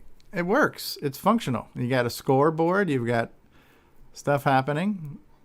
It's not terribly slow for being set and reset, but you know there's lots of room for improvement in this in basic, Yeah, definitely. which is great. Yeah. And when more things are on the screen, it's going to slow down more. I mean, it slowed down significantly just having 3 things on the screen over when it was just a ship moving around on the bottom. So Yeah, yeah. Yep. Neat. Who's that guy? Where did you get that shirt? Is that Leo Laporte? That guy needs a haircut. Holy cow. Neat. Very cool. So yeah, that is what I'm working on right now. I'm hoping to have an update at least every couple of weeks on it. So cool. Is this the first game program you've tried tackling? I think you mentioned you did one for the MC10. You were trying at one point. I was trying to make a dungeon crawler for the MC10. I successfully drew a maze and could move a pixel around inside of it, but that's as far as I got. When I was a kid, I did write a few just kind of like choose your own adventure stories. Yeah. Text things. Mm-hmm. Nothing too complicated, just choose A or B or C or put in a little bit of randomness in it too. So right. We just got a live payment on YouTube from Patrick Randolph, and he says, just bought my CoCo SDC. Just got my CoCo SDC up last night. Thanks, Boyson Tech. And thanks for the $10 live payment there, Patrick. Cool. Nice. And yeah, so we look forward to that progress. So we'll go ahead. Let me see if I still have the link to your channel. No, that was Rick Adams. If somebody could post Canadian Retro Things YouTube channel again, make sure you guys subscribe to his channel. That way you can see when these updates. And Just got my CoCo SDC up last night. Thanks, Boyson Tech. There we go. YouTube just did a live on-air text-to-speech for that too. Yeah, so post that. We got there we go. Brian Weezer just did. Thank you. And Curtis usually features your videos in our news segment, so we're going to be showing you off one way or the other. But feel free to come in and talk to us in person if you like for some updates. I'll be putting up two specific links here from your last week here. We've already kind of covered them, so I won't dwell on them too long. But yeah, very cool. Well, we're thank you for being here, and feel free to hang out. And Curtis is going to go over some more gaming news, which might include some more of your stuff. So, L. Curtis Boyle, you have the floor, sir. Shall do. Got sharing there. You are sharing. Yep. Okay, so I mentioned last week that the Amigos had done their ARG Presents, and the CoCo actually came up on their wheel, so they actually did it. But they had some problems on the Twitch stream when it was actually streaming live on last Sunday. So video kept cutting out and stuff. They had some issues with their local internet, or hillbilly internet as they call it. I love that term.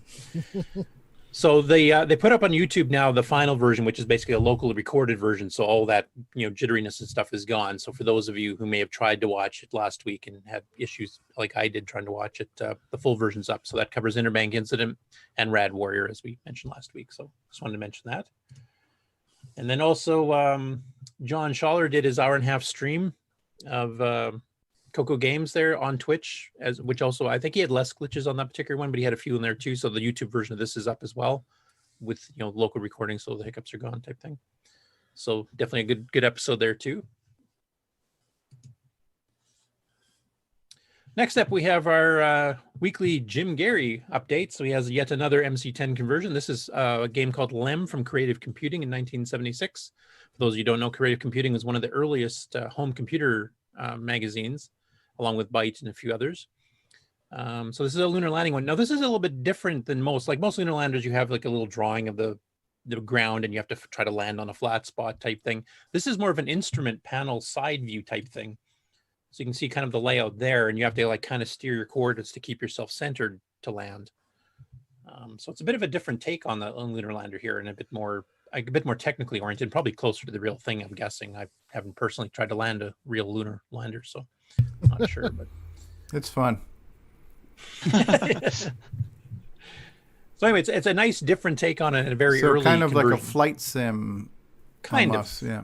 Landing sim, I guess. Yeah. You'd call it. Not sure. Yeah. The LEM program was a staple of the old like teletype computer era, and they've tried to bring graphics to it in various ways. But the text at the bottom is basically the key of the program, put in some fuel.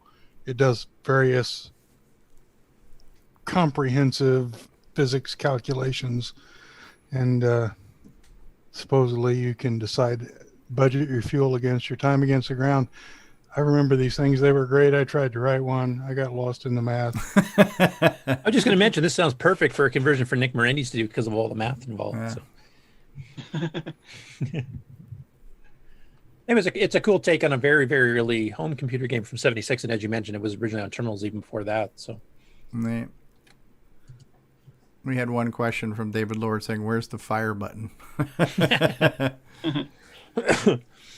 Next up, Simon Jonasson, of course, has done various demos on the MC10, on the CoCo 1 and 2, and the CoCo 3 is now actually kind of fiddling with the game engine.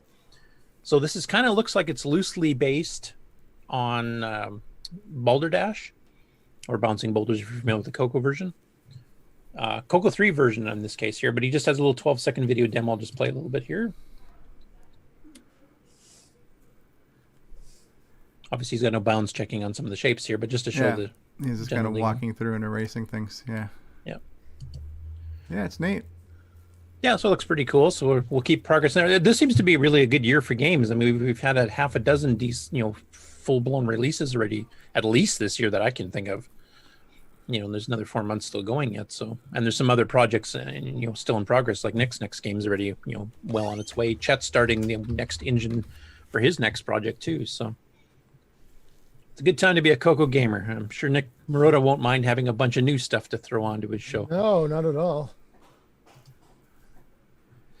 Hey. And here we wanted to kind of show off OmniStar. Can you make that picture bigger so we can... I can try. See what Facebook will do. There we go.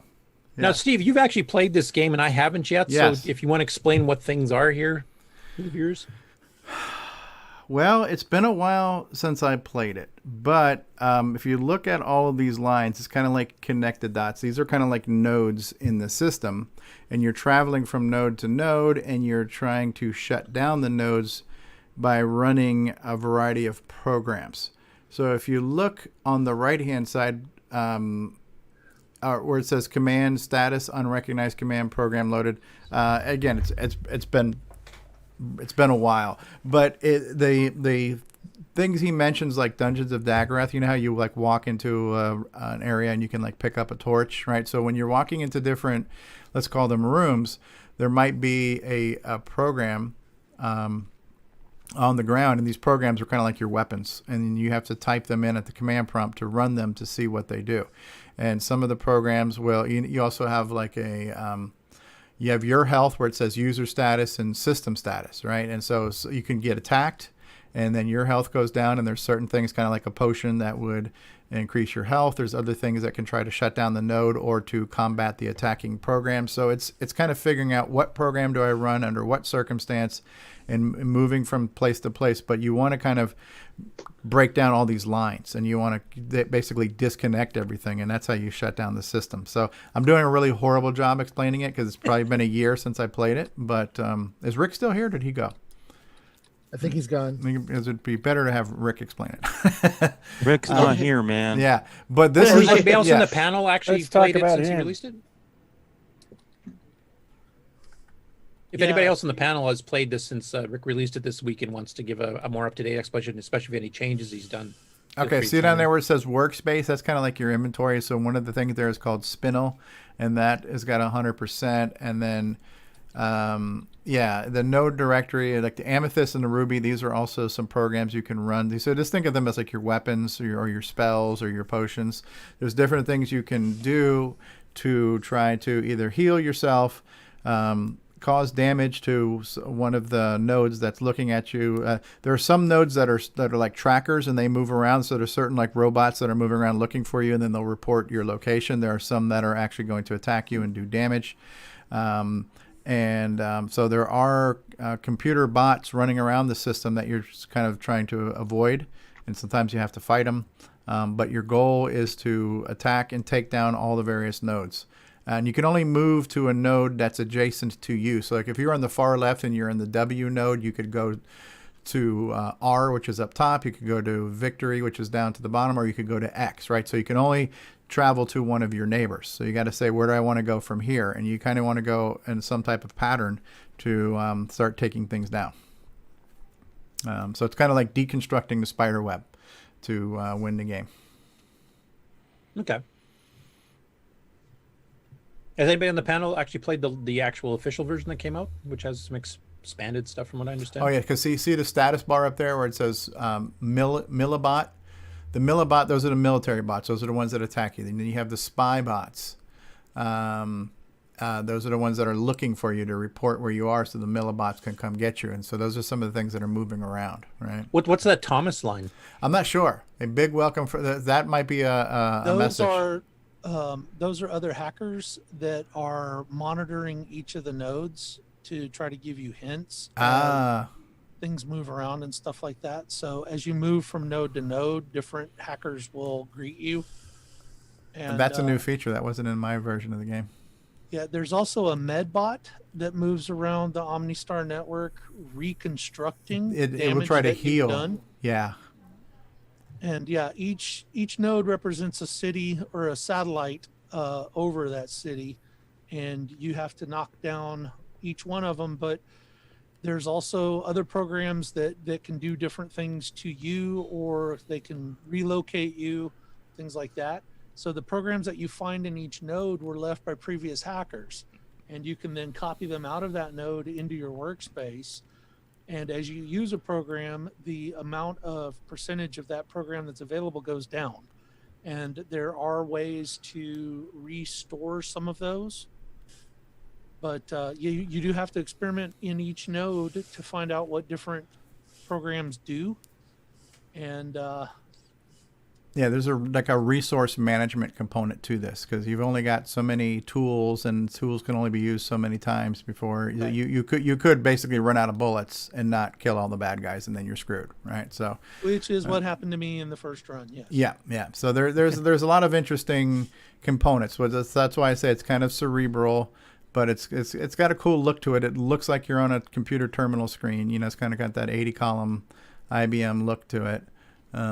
It's neat. It's a neat game. Now, would you say this is like a geeks game that an arcade player may not even understand what they're doing here? Like, is this a specific market it's for? Or? It's hard to say. It's definitely more of a cerebral. It's kind of like a puzzle game. Puzzle. It's a puzzle mystery game with a computer terminal. Kind of a computer techie hacky theme to it.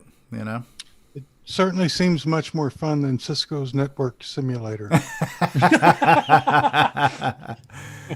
Yeah, that's gonna go into. All in the same vein.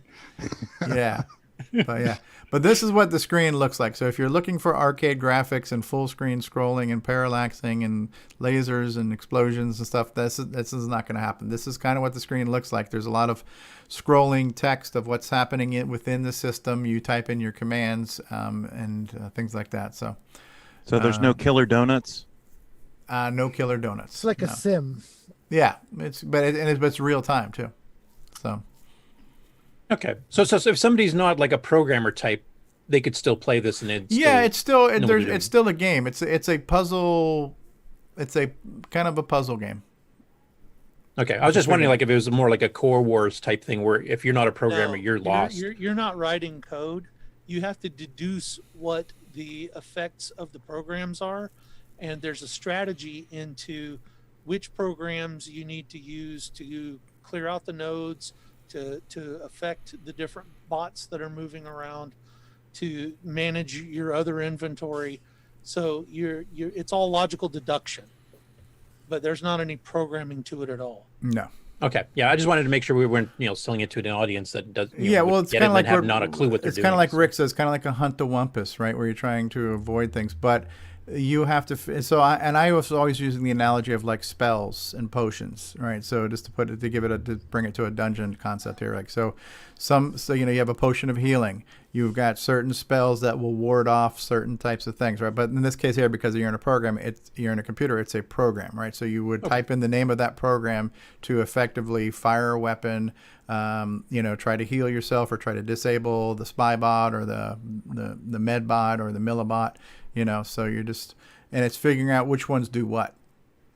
And then once you figure it out, okay, I know that this command is the one that actually takes down power from the node, but that thing's only got like 5 or 10 uses. Now I got to figure out what's the other what's the other command I need to type in that would help replenish that, right? Because if you got like a 6 chamber gun, how do I add more bullets to that gun, right? And so there's another program that you have to find and figure out, oh, this is the program that reloads the gun that I can use to take down the node. And this is the command that would actually be the one that would take down the spy bot so he doesn't notify the military bots. And then this is the command I need to use that would actually do damage to the military bot until I can destroy him.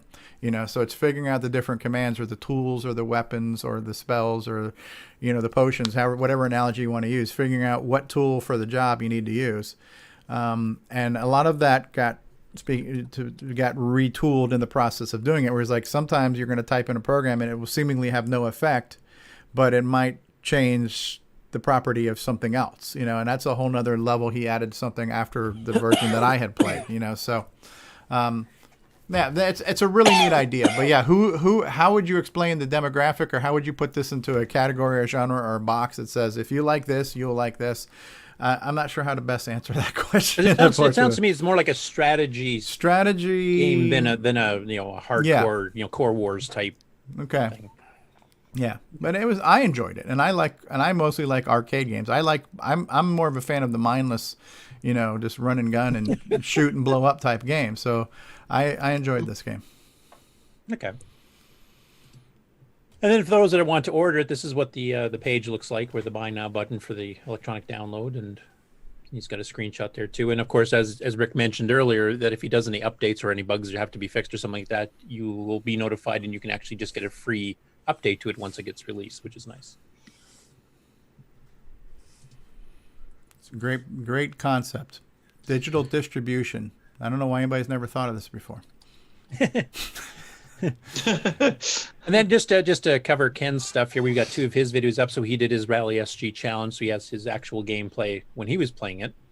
Now I was going to ask you, Ken, did you play this on a CoCo 2 or did you play this on the CoCo 3? I played it on the CoCo 3. Okay. So yeah, I can record. Usually before, when I was recording off an emulator. So now I'm finally able to use real hardware to record. So with CoCo 3. Okay, so we just need to get you a deluxe joystick or something now, and you'll be. Well, I had one, but it broke. Is it one of the pieces inside that broke, or? Yeah, one of the little arms broke. Yeah, in half, David Ladd 3D prints those. So. Yeah, you can get replacements. Yeah. Okay. Or if you have access to a 3D printer, you can actually get the schematic and print it yourself too. Someday I will have a 3D printer. Neat. And thanks for posting the links, Brian. And then here's, of course, the video we were just playing earlier that Ken himself. Do you have a name for the game, Ken? Not really. Just right now I'm calling it Attack. Attack. Okay. I'll come up with something better. So that full video there kind of goes through a bit of your process and your designing of the game, and you had that little sort of mission statement at the beginning there too that you were kind of putting up on the text screen. So definitely we're going to follow your progress in that, and if you have any major updates for it, please feel free to come back on the show again and give us the update. And you're also welcome as a panel member just in general if you want to be. Yeah, exactly. Come on anytime, man. Yeah, if you want to blow hours during your Saturdays. Yeah, Canadians welcome. Hey, it's better than working. Yeah. CoCoTALK. It's better than working. It's better than working. But not much. It's a new catchline. Next up, we have Rob's Retro Rambles. He's our favorite Dragon 32 guy here, and he's doing Cuthbert and the Golden Chalice. So I'll play a little Golden bit of it, Chalice. Is that what you said? Yeah. Okay. What do you think I said? I didn't say golden shower, if that's what you're implying. Like, wow, this is pretty progressive for British games. Anyway, Rob always has his snarky and funny comments. I'll just play like a little bit here for us to. Geiger punk, right? Hello, you. Is that loud enough? This is Cuthbert and You can the go a little Golden louder. Chalice for the Dragon 32, or it will be shortly when the tape runs out. There we go. Let's type exact. From 1986, it's the last Cuthbert game, I believe. So I'm expecting something fairly I was going to say something fairly advanced, and look, we've got high-res graphics. We're in monochrome mode. Excuse me, I for instructions, go on then. You must help Cuthbert make his way through the cave to collect the golden chalice. Use the right-hand joystick to move Cuthbert left and right, and use the fire button to make him jump up or over something. So I'm thinking Wonder Boy, or maybe Aztec Challenge. I'm suspecting it's going to be more like the second screen of Aztec Challenge, isn't it? Space, any key to continue. Enter to pause the game, space to continue the game. And that's it. Right, space to play the game then. Let's see. I press the space. Oh, that looks pretty good. Almost looks like Cuthbert's changed a bit, hasn't it? Yeah. Kind of a Mario. Mario. Seems like compiled basic a little bit here, but yeah. Oops. He fell in a hole that was about 5 foot deep, and that. It's me, I killed think him. I'm Mario. I was gonna say, is this a downland, Bill? Damn. Now, is this PAL artifacting that we're seeing here? Because his shirt looks like a solid color. Can I at least do the first screen, which has no enemies or anything on? There we go. Oh, right. Crikey. Oh, snake. Jumping I'm in a snakes. pit with a snake. Marvelous. Jump mechanics are a little bit snakes on a game. Wonky. Synchronized jumping. Damn you. Anyway, he gets stuck in this level for quite a while, so let me fast forward a bit here. What on earth has happened to it? later. Where do we... It kind of looks like an old... Oh, my word! What is that thing? Oh, whirlwind, huh? Whirling dervish. Tornado or something, yeah. So the screen never changes. It's just what you have to deal with on the screen changes, huh? No. Looks like... Right. Okay. And... There we go. And then, and you have to make sure now that you're not going to chase hit me your as well. head on the spider. That's evil. That looks difficult. Well, there we go. What was that level? Screen 4? I think we'll make this a quick one, eh? Nice. 'Cause that's gonna Interesting. get really. Yeah, so I mean, we've seen a very brief demo of this game a long time ago, I think, on High Retro Game Lord, but actually he got a bit further into the game. You can see some of the extra elements they had, but basically, it's just jumping the 3 holes, but you got different things coming at you. So, yeah. But Cuthbert has definitely changed over the years, as you can see. Yeah. And for if that was the last Cuthbert one, he didn't necessarily go out with a bang. So this here is the demo video that Chet put up a couple of days before he released Digger 3 itself, but he has a bit of an explanation as well as some gameplay. I won't play the whole thing, but I thought I'd play the beginning where he's kind of talking about it, just so people can get a bit of a background to it. Okay. All right, it is time again for that enough? Septandy. I can hear it, This time around, I want to celebrate by demoing a game that I've been working on for the last couple of years called Digger 3. Now, this is a follow-up to a game, obviously called Digger 2, that I did from back in '96 and '97. This is based on a game called Gold Runner 2000 that was done by my best friend Eric Critchlow on a computer called AIM-1, which is considered one of the predecessors to the Tandy Color Computer 3. And this runs, it's a 68K base machine. It runs OS 9 68000, and so he'd done this game, and in turn that was based on Gold Runner for the CoCo 1 and 2, and Load Runner from Broader Run, which was on a wide variety of machines, and with one big difference in that you had rather than tiny 8x8 pixel or 8x9 pixel blocks and tiny little characters, the sprites and the blocks were much bigger. They're 24 by 24 pixels, and so in order to do that with and have the same size playfield, which was roughly which varied depending on the platform. And on the AIM-1's case, it was 39 by 24. He introduced four-way scrolling, which kind of changed certain aspects of the game. So when I did this on the CoCo 3, I did it with 16 by 16 pixel sprites and blocks, which was it was a choice of mine. I forget exactly what it had something to do with dealing with the scrolling. So, and of course, it implemented the four-way scrolling that he had done on the M1 that implemented on the CoCo 3 as well. So, of course, that carries forward, and I found came across the code a couple of years ago. Figured, it's like, well, let's go ahead and play with it, see how much I can see if I can even get it up and running. Because it's been, over 20 years since I'd even, done anything with it at all. And so I started, playing around with it and adding some stuff and sprucing it up and making it a little less bland, less static. It was, flat. Like a lot of the games back in the day, they almost seemed kind of like, certain aspects of the world were frozen in time. You had less animations, and so I wanted to give it some of that stuff. So and here we go with the title screen. This is of course for CoCo 3, of course 512K, of course joystick, and of course this I'm gonna warp to a higher level because to me, the earlier levels are meant to allow you to get familiar with certain aspects of the game. So they play a little bit slower, and kind of build you up to about what you're going to see on this game. Now this uses this relies on the CPU, the 1609, for all of the actual rendering. It has because it has no sprite hardware, it has no blitter hardware. So everything that you have to do on the CoCo 3, you're stuck doing it with the CPU. Even playing the sound. All of the the digital audio that you're hearing on this is being played by the CPU through a timer interrupt. So you have to. There's a lot of burden on the CPU to do what you would find on some of the other machines. So it's actually quite spectacular what can be done with the right approach and the right mindset in getting some of this stuff done. So doing four-way scrolling. I'm not sure that I think their only other game is on the CoCo 3 that does four-way scrolling is Pac Dude 3D. One of the Pac games. Spectacular game. It's got some great music to it too.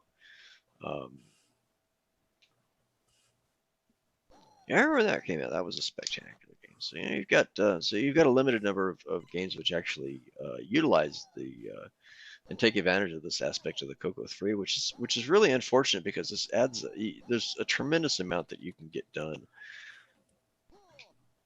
with the capabilities of the GameON, and particularly with the 6809. The power of that CPU, particularly for being an 8-bit, is just phenomenal. You can do tremendous things. There's there's actually a number of special effects that aren't in this game because I just didn't have memory. There was certain things with the original implementation that I'm just not really willing to put the effort into changing, just because of the time. I'd rather spend time on building a new system from the ground up, which I'll be doing on my next project. If I'm going to put that time into something, so there's still a lot that can be done. So I had to pull those up because I just didn't have memory on things like water effects, lighting. There's a translucency effect which almost worked, but I just without the memory there, I wasn't going to go ahead and complete it. So there's just a lot more that you can do with the CoCo 3 than has been done in a lot of games. You've got there are some exceptions. Games like Pac Dude 3D and the Contra, Crystal City. Those were games that really did their best to take advantage of much of the CoCo 3 as they possibly could for the games that they had to implement. The Crystal City is a very, very fast game. You've got a lot going on, and then with Contras you actually have pretty much somebody else's game design that you kind of stick with because that was all the Nintendo, and then you've got to make compensations for the CoCo 3 and the lack of hardware that you would find on something like the Nintendo that they can take advantage of. In ways that we just can't. So there's there's some give and takes that they have to do, but the CoCo 3 is capable of so much more than just even this game. It's almost frightening that it hasn't actually been taken advantage of in that way up until That's interesting to hear. A guy who's pushed it probably further than it's been pushed, saying that there's so much more that can be done. Yeah, and that's one of the reasons I wanted to play the whole text here rather than just do a quick video preview. How this game turned out, and I will be happy to finally release it, put it to bed. That seems pretty common because even they're doing pretty get cool on stuff to with the that next Atari project. 2600 these days. Even like the longer something's been around. Yeah, once you learn all the programming tricks of the See what hardware, I then can you can come up start really exploiting them, and that's kind of what has gradually been done. I mean, Nick and Chet in recent times. That side dig feature is actually pretty cool. Yeah, how do you do that? I never knew about that. You can dig while you're on the ladder. You just move your joystick Boy, to I the just left was and hit not dig. paying attention Yeah. to In fact, on later levels, you have to do that to get at certain Boy, I spots. died. Yeah, it keeps telling me that. Yeah, his messages when you die are funny. Ah! Yeah, I mean the animations, My the timing color, was the way off. scrolling. I can't believe I did that. It's- And the game is over. So, well, I Yeah, hope like he you swings his enjoyed legs this when he demo, crawls across ropes. and I stuff. hope you enjoy your Septania. Now, some of those graphics are done by Paul Thayer too. So Yes. Oh, national anthem time. anyway, I wanted to show that in its full, just to have all the commentary that he gave on that, kind of giving Yeah. a history of the project. He didn't go into the whole challenge thing part of it, but he covered the basics of it. And then he also covered, the fact that his next engine is going to be going farther ahead than this. Like he was talking about translucency effects. I really want to see what he's talking about on those, for example. Mm-hmm. Very cool. And that is this week's GameON challenge, of course. All right, so that this week's GameON challenge, meaning that's the game of the week that we're playing for next Yeah. week. Yeah, okay, gotcha. Yeah, and here's the official announcement done yesterday, which was a couple days early. It was supposed to originally, he was planning on releasing it today, possibly just before or just during the show, but he actually released it a little bit early. So go get your copy. It's free on Facebook right now in the CoCo group. Hopefully it'll be on the actual archive a little bit later on too. 512K keyboard or joystick. You don't need to have a joystick. You can play with a keyboard. In fact, I find it a little bit easier that way. 6809, no 609 required. RGB monitor is required right now. You can play it on composite, but the colors are going to be completely wrong. And I think he did that because of some of the subtle shading he's doing in the background. You just can't match that on composite completely. And composite just sucks. Let's be honest. So. Yeah. Well, there are plenty of RGB solutions out now, so you're good. Rising entertainment costs. And that is the end of the GameON news segment. All right. Well, thank you, L. Curtis Boyle. Do we want to go ahead and jump right into news, to CoCo News? If you want to, I don't know if you want to play the little intro. Well, yeah, absolutely. This is a professional show, but I just want to make sure that we're ready to do that there. Am I on the right show? Yes. All right. So, hold on. Let me go ahead and share sound just for a minute so you guys can hear what Willis is talking about, and then we'll give it back to Curtis. From around the world, what you need to know. Get caught up on News with L. Curtis Boyle. And now a Muppet News Flash. All right. It is time for news with L. Curtis Boyle, I everybody. feel like a Muppet. Hey, first up, Paris Rat in the Facebook Dragon group. And we talked about the Dragon MSX2. That's the board that includes like a sprite chip and a sound chip. So what he's done here is he's actually uploaded for download some 10 WAV files with songs of one or more games recorded while playing them in that module on that new board. Okay. Now, unfortunately, it's the actual songs to play, so I won't bother playing them here. You can just download them and check them out. But for those people that don't remember what this is the board itself here. So basically, it's a sprite and sound chip combination board. So, and we've seen some demos, like Pear's been porting the AGD engine to it, which is all those Spectrum games we've got. So basically, once he gets this all done, we're gonna have 200 games immediately released that will actually support multiple up to colors, 16 16 colors, and sprites, music, multi-voice music, sound effects, the whole shebang. So really looking forward to this actually getting fully done here. So I'm really looking forward to keeping track of that project. It looks like it's definitely going through, and it's one of the hardware upgrades that actually is going to have a wealth of software support right off the bat, like 200 games under the AGD engine immediately. That's pretty good. Wow. Next up from the MC10 group, Robert Sieg, I think that's how you pronounce his name. He has both a video demonstrating and the actual webpage up of his new MC10 solo full screen emulator online. This is kind of like the Java CoCo emulator online type thing. So you can actually go in there. This is the video version. So I'll just fast forward a bit here. But you can actually upload files to the emulator over the browser. Okay. So if you have MC10 cassettes you want to load, you can do that. Or he's got a few built in. And then you can actually emulate and play around with it. So here he is demonstrating some various things. So he's got this. I've never seen this one actually. This is Jeweler. It's a kind of a Bejeweled style game on the MC10. It's using some of my favorite colors. Well, the interesting thing is here, because the MC10 is hardwired to only allow up to 4K maximum for the graphics screen, even though the chip, the VDG, can handle bigger. That's the way they wired it for the RAM.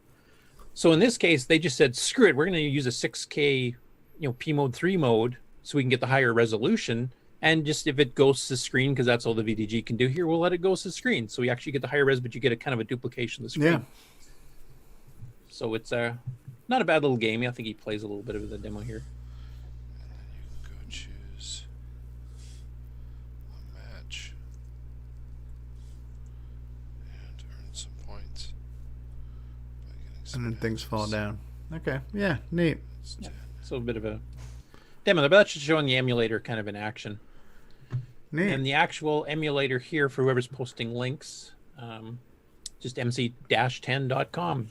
You can actually type in basic stuff, yourself if you want to. Now this used to be in Java, so has he just made it something else? Because there was an MC10 Java web emulator before. Well, I think he's expanded on it somewhat, Okay. and he's also, I think he's planning on supporting some other things a bit beyond what the original emulator did. I mean, Okay. I don't think the original emulator allowed you to upload your own code, did it? I don't know. I never messed with it that much. Let's go try the pinball one just for shits and giggles, right? That's like the Radio Shack original Tandy pinball game. This one here. Yeah. Reset. Let's hit exact, right? That should. Yeah, Radio Shack. Lost World Pinball. Oh yeah, I played this one for a while. Yeah. I don't remember the controls though, unfortunately. It's one of those little crappy chick lady keys on that keyboard. Just pick one. Thanks for narrowing that down for me, Stevie. ASDF. EF? RS no. ASDF. Giving you a hard time, Curtis. Huh. Yeah, 'cause I know that's you have neat. to bring the plunger down, but I can't remember Yeah. how to do that. No, that's cool. That's very cool. Oh, there we go. There you go. A web emulated computer. You hold the enter key. Yeah, just figured that out. Pew pew.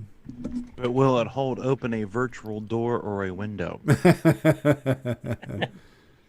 it's a pretty cool looking emulator. Like I said, he's planning on doing some other things. I think he's actually talked about possibly doing some of the MCX support, which I don't think the original emulator did either. So Okay. instead of just having the 16K upgrade and you stop, Sure. this will actually support the full thing, the new basic and everything else. Yeah. So Yeah.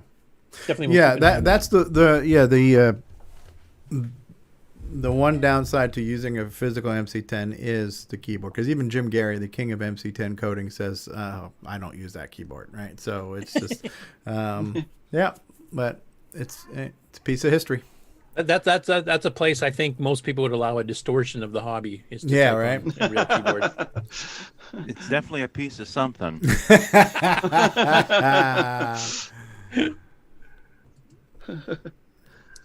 And then as part of the Septandy, and I have a few of these scattered at various places throughout the news here just because they kept coming in at different times. So the first one here is Mail Day, and this is Noel's Retro Lab on YouTube. So he's put up a video of his latest batch of hardware and software items that he received for various retro computers, which in this case included some Retro Lab. dragons. Another week, another bunch of mail. I think there's some interesting things in there, so So I think one of the first ones he actually got to here was the dragon, which actually came with a couple of books too. Oh wow, nice. There it is. And that one's in A pristine shape. Dragon That's 32. pretty decent. So here it is, a Dragon 32, a not very well-known computer, although not nearly as obscure as the And I believe he's Enterprise from that we Spain, saw but a obviously couple weeks I don't ago, think at he was least raised I there think because he so. speaks pretty darn good And English. yeah, this is a very interesting computer, both from a technological PC or DC. That's There's the original PC, power brick. and So it has seems like half of it's empty space. Actually, and some of it's the just cartridges. holding the There was- cartridge. I love their logo. That's very cool. It also came with some original software. Some Wow, what a great cassette pickup. Tapes. Yeah. This thing is all like shiny and new. Interesting. You'll see First some look titles at that we it, recognize they're from the all CoCo number side 32, of right, the Dragon pond, 32. I don't think they made any software specifically Cash for Man. Dragon 64. Is that what I'm it is? not sure if they did or not back in the day. I'm sure today people are doing those. And yeah, it's always interesting seeing games that you're familiar with them in other platforms. Like I'm familiar with this game from the ZX Spectrum and the Amstrad. and it's now seeing it on the Dragon. Hunchback. It's going to be interesting. I'd like to try this one. Which actually, that see how Cuthbert it game I compares. think we showed earlier, Also this came with Hunchback for looks members, like just a pretty regular similar. RF cable. So okay, that's fine. And it came with some books, which I absolutely love, especially books that are about low-level system programming or assembly or machine language. I love those. One day maybe I'll make a video about the different books of that type that I have for different computers. But this is awesome getting this one. Yeah, this Melbourne house seemed to have a lot of those kind of computers. Brian, you got that copy? Brian Weasler? And this is just a collection. If not, it's on his wish list. Type in things. Not nearly as interesting, but still. I Was that Brian? Getting some of those original books. I know you can get PDFs of those for free in general, but it's really hard to replace the. I might have a physical spare, book. Brian. And we got another book. Book of Games. Book of Games. So I guess another type in. The Bog. And The Book of Games. This looks The Dragon like Composer. Yep, and this is a port of the original Composer by Speech maybe it's Systems about for the making CoCo, music, which is the one of the very composer. first 4-voice software synthesizer programs. Bent, but it's in cassette. Yeah, it's not. Unfortunately, it's not in cartridge. But cool. So all in all, it's a pretty cool package for the. And then he goes into some other stuff from other platforms that are received in the mail. Nice. That's real clean and pristine right there. It's a good pickup. Yeah. Next up, this was cool, and I've actually been in contact with him a little bit. I'll see. I don't know if he managed to make it to the chat today. I kind of invited him to, and I wouldn't mind him having him on the show later. But this is part of Septandy as well. But this is a guy that actually grew up with the CoCo 2 back in the day, and did some work with it, and he was doing little hardware stuff with it and software, and he kind of collected a bunch of machines and software and hardware over the years up until the 90s. Then he's kind of stuffed it in boxes, and for Septandy he decided to go out and try to bring them all back out. And man, has he got a nice collection. I can't play the whole thing obviously, but let me see if I can fast forward here. So he goes through and he finds like his CoCo 1. Nice. Which is also in really good shape. Oh, yeah. Nice and Wow. shiny. Here was the old gray beast itself. I spent many hours on this machine. I Doesn't spent look like many hours on this computer. It has the chiclet keyboard. There's I'm no paint sure rubbed that off was of it. still Yeah, working how did when he I keep boxed wearing it. paint off? Well, he's Some got of the multiple keys are ones, a so this little might bit not be his sticky. original stock machine. And it really needs to be cleaned up. Looks pretty clean. But Yeah. it had Yeah. a reset switch, a Right, don't RF mind again. modulator output, and Almost that was black. the only video output option that the CoCo 1 had. The computer definitely deserves a good cleaning. He's got some spills on his And top there- there. And some various manuals. Oh, yeah. Here's some cool 6809 microprocessor And did you get one of those details. books too, Stevie, The with your exercise? 6809 is the I got a bunch of processor, stuff. I think, That's the in all Bible right three there, guys. CoCo machines. The silver buck. And I believe this is Edasm. Yes, this is the assembly editor software. So this is a later part of my collection. Yep. This hasn't seen the light of day in years. So this now Let's is blank the this to time. skip that a little bit. Computer. Again, CoCo many 2. hours spent on this machine. The keyboard was Dust upgraded covers. from by the factory, not by me. The keyboard was improved by the factory to this full stroke type of keyboard rather than the chiclets. It's the RF modulator, and that's it. There are CoCo 2s. Lots of manuals. Multi-packs, Yeah. drives. I spent so much time in this manual. It's been well used. Just chapter after chapter, I remember going through learning about the basic programming language. And sometime along the way, I picked up a slightly Yeah, mine's newer literally in copy. pieces. It was in much better Spine's shape. totally gone. Yep, Here's mine the too. disk operating system. Oh, Terry's Going got some of those ahead books with we were mentioning Extended earlier. Color Basic. Oh, and to go along with that, I believe it's right over here. Take care, Frodo. Getting started with Extended Color Basic and newer going version, ahead yeah. with Extended Color Basic. Well, are you going to get started, or I are you want to going to see go this ahead? book with the kids on it. What's Alright. that one? Basic Fun. Fun game. That was a very fun game. Yeah. I believe that was a disc game.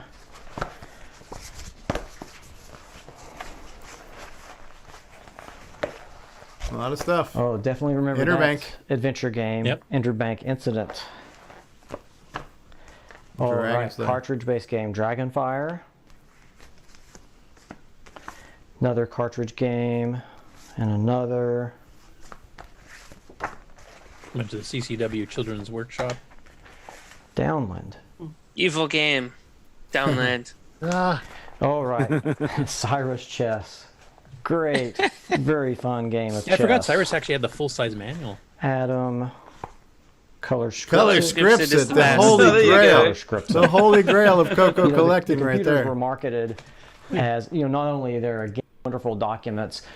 Computers He actually were used Scripts it too. He marketed actually was a as- fan of it somewhat. So the original way to get programs loaded and saved already was did. through the Nice case. cassette. Yeah, I never had the It case has actually this when I had mine. 6-volt That's power fancy. supply and Couple melted keyboard CoCo The 2s. back of the CoCo computer, in the back of the CoCo, would take the 5-pin DIN. So here's where you'd make the connection with the cassette player and first disk drive. It was a dual unit, and I don't remember why, but I had this case opened up and one of the drives removed, and I haven't found the drive yet. So there's another box that has some other pieces in it and some more hardware. I think it's going to be found over there. So this plugs into the multi-pack. side, the right side cartridge port, and expands to. And apparently to you can four- plug a up to multi-pack 4 into a cartridges. multi-pack. And there are some idiot tried that on the show limitations. once, didn't 8-inch floppy disk.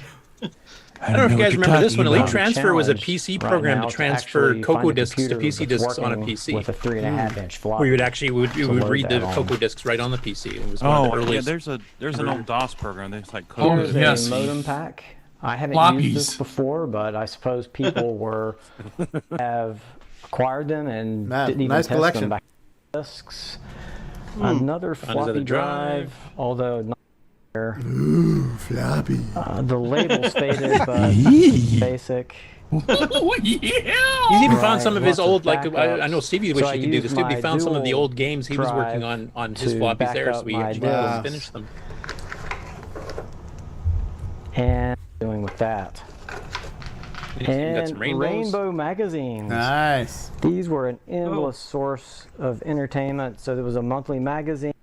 Might even, some of these work on. And he's got some other stuff from other the computers there too, Atari. plus another box of This disc and could be cartridge this games. is probably a mixed box. So whereas this is right. Yes. All right. So just, Dragonfire Curtis, if was you've got one a of my hard out at original 5, it's games. 4:30, just so you Canyon know, for a Climber, time check. Yeah, no, there's not too much more news Definitely. left to go, so that's okay. Whereas some of these others, Oh, good. You mean I picked can wake later, up soon? and I those 4 ports as well.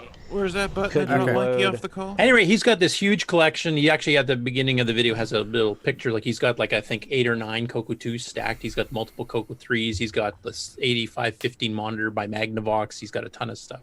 Neat. And he's had this stuff in storage for literally almost 20 years and just hadn't brought it up. In fact, when he was doing the Septandi at the beginning, he didn't think he had anything. And then he suddenly remembered, I've been moving around to different houses over the last 20 years, hauling all this stuff, and I've never opened it back up. And he did for Septandi, and now he's Okay. actually been getting stuff working. That's neat. It's like your own time capsule, you know? Yeah. Yeah. And speaking of it, then he followed up with one he just released this morning, Hey, where what's he that actually. computer in the background? It's like a Commodore. A Commodore, yeah. Well, he's a retro guy in general, so he's got multiple platforms like a lot of us do. But in this one here, he actually got the 8515 out, and he went hunting through all of his cables because he had boxes of cables too. And there was a couple that looked like it might work, and then he found one there, but it didn't work properly. So then he actually goes through finding the schematic on the web of the connecting port on the where the CMake plugs in the bottom of the CoCo itself. And he actually made his own cable as part of this video. Now, he did find out that wherever he found his schematic, it was wrong. It wasn't quite right. So he had to do a bunch of testing. Was of that lines Barry and Nelson's site by any chance? No, just kidding, Barry. So anyway, he spends a fair bit of time going through and figuring this out, which is what a lot of the video is. But then he gets it going, and then he It was funny because he'd had these RGB monitors. He'd never plugged one of the CoCo 3 before, even though he had all this stuff. He just never bothered hooking it up. And he had the reaction that I think a lot of us did the first time we saw RGB, like just amazed at how crisp and clear this looked compared to composite. Right. Oh. Like literally. Display looked this clear before. This is amazing. Like that's the exact same reaction I had. That's composite. I mean, even here in composite, think what a step above the old RF modulator that this is. So going into RGB, yeah, that looks like the Commodore monitor. 10 steps. Yeah. More improved. Well, the Commodore monitor is essentially the same inside. Now, I wonder what this green this is the exact monitor option button does. Beat CM515. Yeah. I'm detecting a little bit brighter. It's got a door. Display yeah, mine green doesn't. when it's out, maybe a little bit dimmer when it's in. I got 2. Oh, but look at the cursor. 2 doors. Yeah, here's where is we that a discovered what the green monochrome screen setting? switch does. Oh, the green screen Maybe this switch. is the monochrome. Yeah, but it basically turns into green and screen black monochrome, so you kill all the rest of the only. colors except green. Ah. Okay, so there is RGB full color. If you want OmniStar to really look like an old terminal, Yeah, so right. Cool. Do it. Wow. Hey. I can't That's wait till cool. it actually starts trying RGB based software on it. Right. Like Digger Like 3. Digger would be a good 3. example. Yeah. Mm. He did mention that he does have a 512K upgrade that he hasn't installed yet. So I look forward to him trying that. I've actually been in contact with him, so we'll see if we can get him on the show at some point. Give him that fresh new reaction to a CoCo 3 type thing. Yeah. Neat. Okay, next one here. I don't have a clue how to pronounce this name. You want to give it a shot, Stevie? Mario.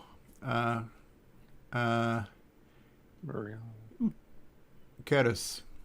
Close enough. Sounds good.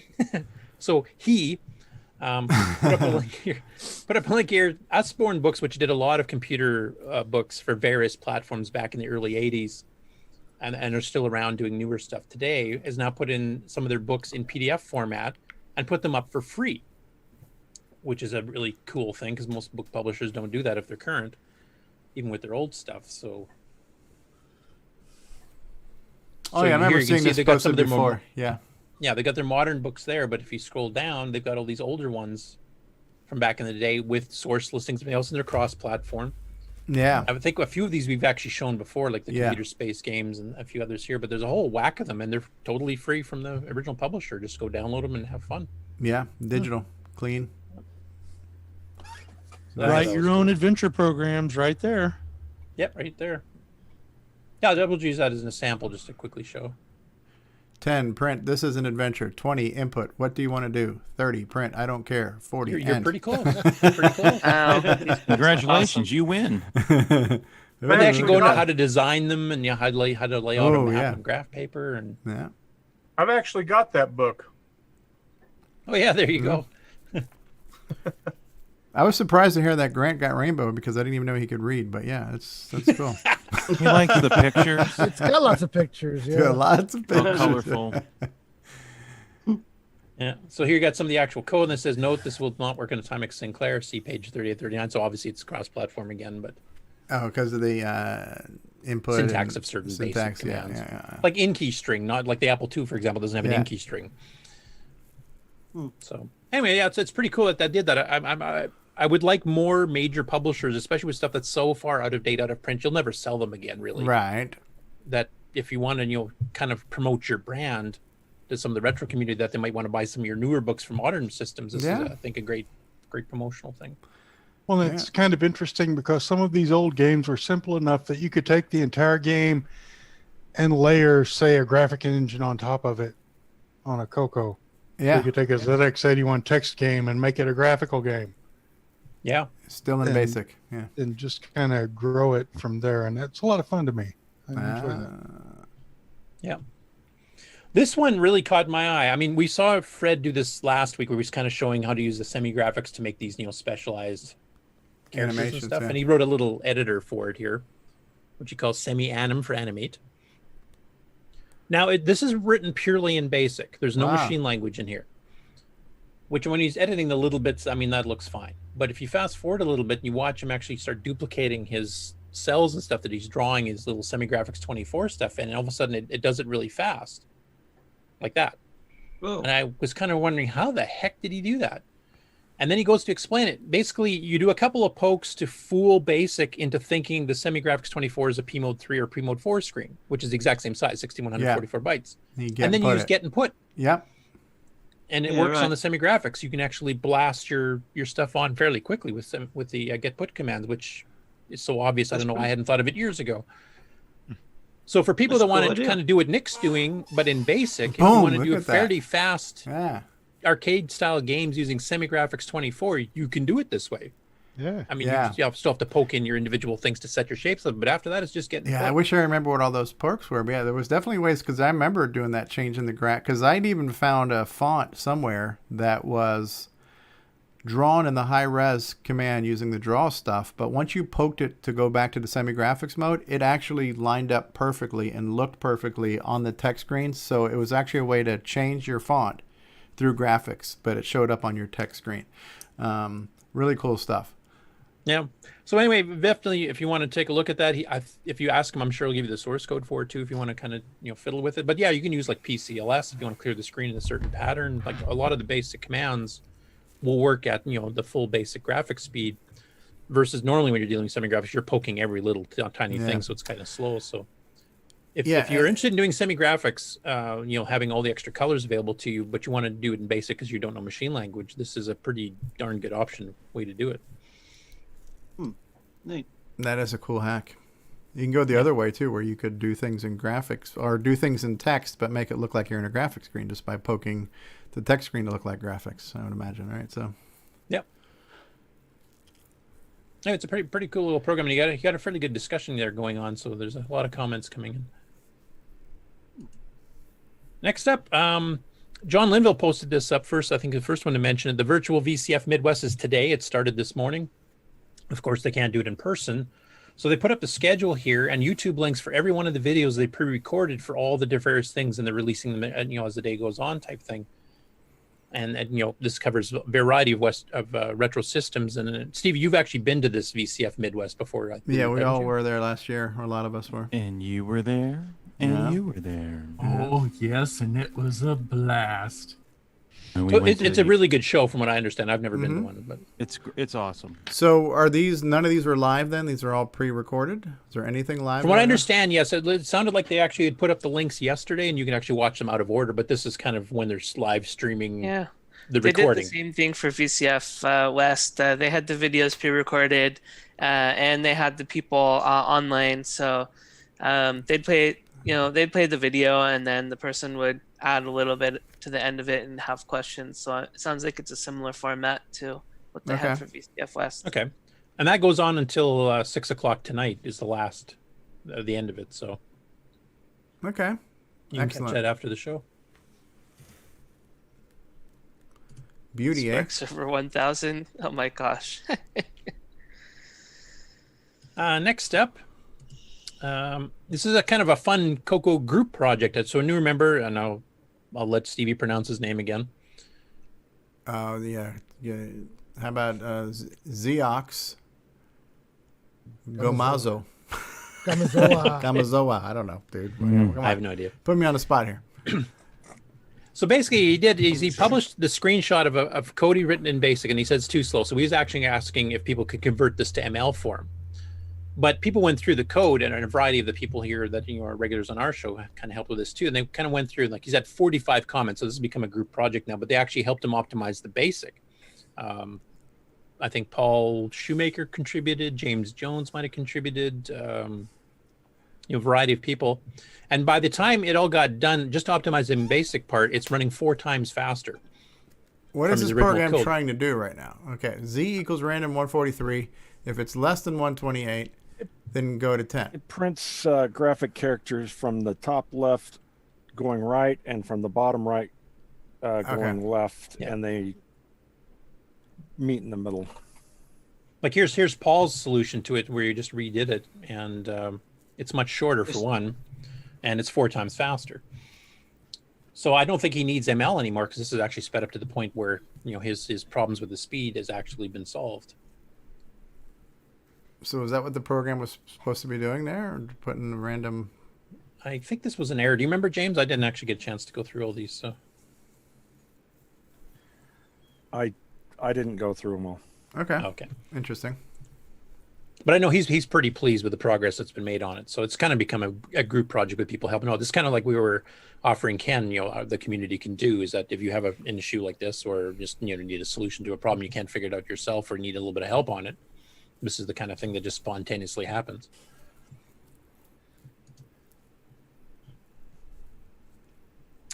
And this one here, Raymond Jett actually modified his sound speech pack to put a switch to switch between the single speed and the double speed, because of course, as we know, it doesn't fully function at double speed, and Tandy never fixed that for the CoCo 3. So a few of us have mentioned to him that, Boys in Tech's doing a satellite board that actually will make it so completely independent you don't need to switch. It'll just automatically work, and it'll even work on the Gimme X's triple speed coming up. But he actually solved, the single double speed on his own, and he kind of explains how he did it and then demonstrates it. So a nice little hardware hack there. Wait a second. If you're hacking hardware, are you distorting anything? Possibly. Okay. Got to be careful, All right. Next up, Tony Jewell and the Dragon Group here, and this is something I had never seen before. So Dragon obviously made their own versions of the cassette data recorders for the CoCo, or the Dragon 32 and the Dragon 64. But here they are selling one for Commodores. As you notice in the bottom of the box, suitable for use with Commodore computers. So I had not had any clue that Dragon had actually made stuff for other machines besides their own. So that was a new one on me. And from what Tony Jewell is pretty active in the Dragon hardware market there, I think it was So new to him. was Commodore, how they did cassettes, completely different? Because I know a lot of people have mentioned the reason why they bought the CoCo is because they could use any tape player, whereas some systems needed a very specific tape player for whatever. Yes, Commodore it one was. did. Yeah. So what was so special about their tape player that made it proprietary? It's so fast. Oh, because it says turbo on it? Turbo on it. Floppy. Okay. If that's turbo, then the CoCo one must be twin supercharged and turbocharged. Anyway, it was just interesting that I never knew, and the Dragon people didn't know that the Dragon actually made stuff for other computers besides their own lines. So Yeah, but what made that tape drive different? Was it digital recording versus analog recording or something? I'm just not sure what made certain tape It players. had some circuitry in there that conditioned the signal. It had a custom cable that hooked to a special connector on the back of the computer, and that's about the only difference. Oh, really? So there was just strong-arming the consumer to have to buy their custom-formed connector versus a generic connector. It didn't go through. I think it didn't go through the digital to analog and analog back to tape. I think it went straight to digital all the way to the tape drive. Okay, so if there was a technological difference, that would make sense. But if it's just a Yeah, in all cases, the Commodore, the peripheral cost more money, and the computer was cheaper. So all of the razor blade. That's how they made their money. Yeah. So, all the processing was offloaded to the peripherals. So the disk drive was a standalone computer. The tape deck was a standalone decoder. Just interesting. Okay. Gotcha. And then speaking of the Dragon here, LGR, which is one of the larger retro channels, and he's got a sub channel called LGR Blurbs, and he actually does an unboxing. He just released this morning too, literally right before the show, of unboxing a Tano Dragon, so one of the North American models. Yes. So I won't play that because I haven't even had a chance to watch it, but I'll just show you a little clip of it here. Yeah, it looks nice. I've got one like that too. I've got the Tano in the box. I haven't opened up yet. And it came with some sample software. Are all the Tano Dragons Dragon 64s? Yes. Right. Yeah. So like I said, that one just came out. So he's planning on doing some follow-up videos of it too. And his channel is almost the size of the 8-bit guys. I mean, it's a huge one, like 100,000, 200,000 subscribers at least, or maybe 1 million plus. I can't remember, but it's nice that some of these bigger channels are actually getting into the CoCo and Dragon stuff here, especially with the Septandy going on. So hopefully we'll see more of that.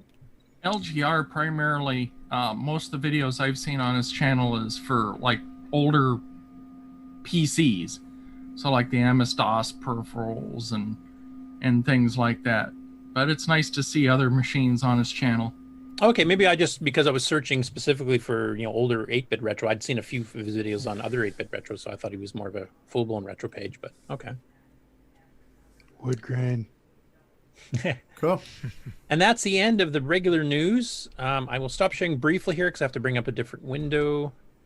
And this will switch over to David O'Connor's video from the Adalaide. What is it officially called, David? Adalaide Retro Computer Meetup. Oh, I don't know if it's called Meetup. I called it that, but it's Adalaide Retro. Adalaide Retro Computing. That's what it's really. That's what the official title Okay. is. Now, did you want to talk over it, or do you want me to leave the audio on from it as well? Leave the audio on because I actually talk in the audio in some spots. So I'm actually telling people what we're showing on the screen. And it's only 3.5 minutes, so we can sort of. Okay, I'll just let it rip then, because that'll give people a taste of what the show is then. Make sure you're muted when you let it rip. Unlike a certain other one that Canadian to mine. Mm-hmm. Is that sharing okay? Yeah. Yep. Gunstar. Yep. That's we are loading Zaxxon onto my CoCo One from iPad.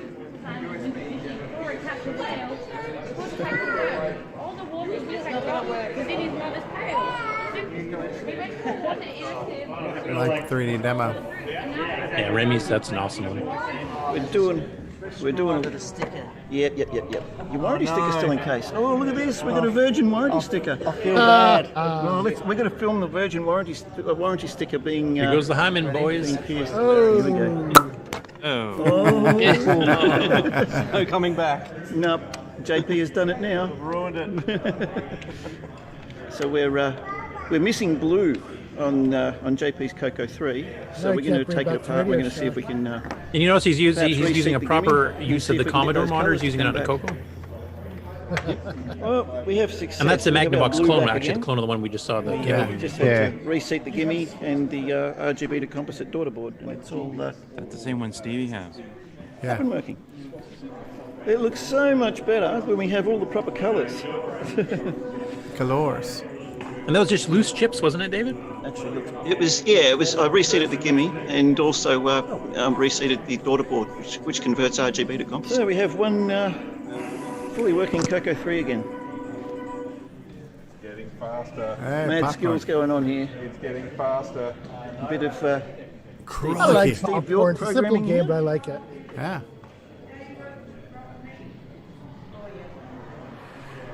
We actually loaded this off one of the cassettes that was sitting there next to us. So Yeah. doing well.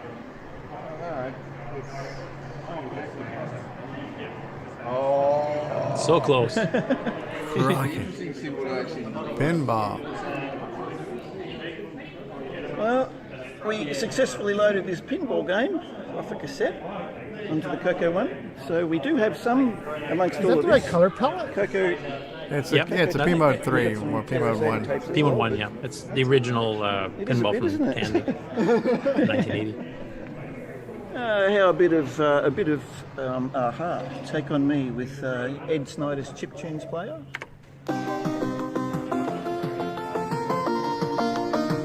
Nice. And that's playing through the audio on the Mega Mini MPI, I presume? Yes. Yep.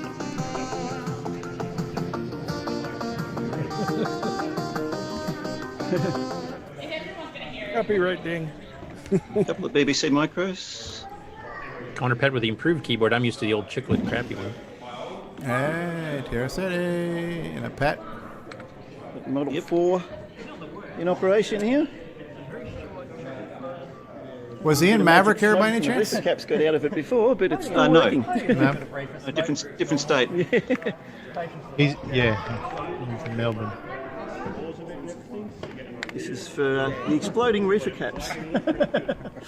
Yeah, I from what I understand, he had some caps actually smoke while he turned it on the first time at the show or something. Yeah, that's right. Yeah, they're actually mains filter caps, and they're not critical. Reef caps. Yes, yep, and it works It's perfectly. the brand without name them, of the capacitor. Yep. Anyway, that's the entire video. right. So, David, please comment on what you thought of the show and what other people thought of the CoCo, etc. Yeah, well, as you see, all the cassettes on the side there, they were from another guy who posted in the Adalaide Retro Computing Facebook group. He said, "Oh, does anyone have any? Does anybody here have a CoCo? I've got a whole pile of cassettes here, and I'd like to see if we can get anything off them." So I replied to him, and And I said, yeah, I've got a CoCo. And then they said, oh, well, maybe you can come along to the next meet and we can all meet up and try some things and see if we can load some of the cassettes. And so I thought, oh, okay, cool. I've never actually been to an Adelaide meetup, and this is an opportunity to be there. So I got an invite, and I thought I'll take him up on that. And the first guy that was going to give me a ride there ended up getting crook and wasn't able to go. But it turns out there was another guy here from Adelaide, John Paul Parker, his name is. He's actually in the CoCo Facebook group now. He was going along, and he's the one that had the CoCo 3 there that we repaired. And he offered to give me a ride, and I thought, oh, well, that's perfect. It works, and got an opportunity here to go along today to something. Back in the 80s, we used to go along to meetups and stuff like that, but I haven't been to one for decades. So I packed up 2 of my CoCos, as you saw on the video, and a whole lot of peripherals and some modern bits and pieces. CoCo VGAs and Mega Mini MPIs and CoCo SDCs and upgraded RAM and CoCo Mech keyboards and new badges and so there was a few people there that were really interested in seeing what all the modern upgrades were all about. So there was quite a few people there that were looking and going, oh, that's really cool. And it was funny when JP was first brought along his CoCo, he didn't realise it actually had a fault, and he was looking at it and he's saying, "Oh, these colour palettes look really ordinary. It looks bland, and my old Spectrum's got much better colours on it than this." And I said, "No, there's something wrong with that. That's not right. You haven't got any blue." And this was here. This was while we were at the show, and I said, "Look, maybe we can take it apart, and I'll see if I can fix it for you." So we did, and it was successful, and he came away much happier having a CoCo that's working. He goes, oh, this actually looks really good now. I'm really interested in this. This looks really, with all the proper colours working. It was actually something that he actually felt inspired to play around with. And I also demonstrated Simon Jonason's original CoCo 3 demo. The first demo. Yep, the CoCo 3 demo, and a lot of people were really impressed with that. A couple of guys there who inquired about, what did he use there? Is there extra hardware in the CoCo that does the graphics rendering and everything? And I said, no, that demo does everything via the CPU in real time. The sound is rendered the same time as the graphics, it's the same time as everything is loaded. And there was a couple of guys there that were really impressed with that, saying, well, that's obviously a real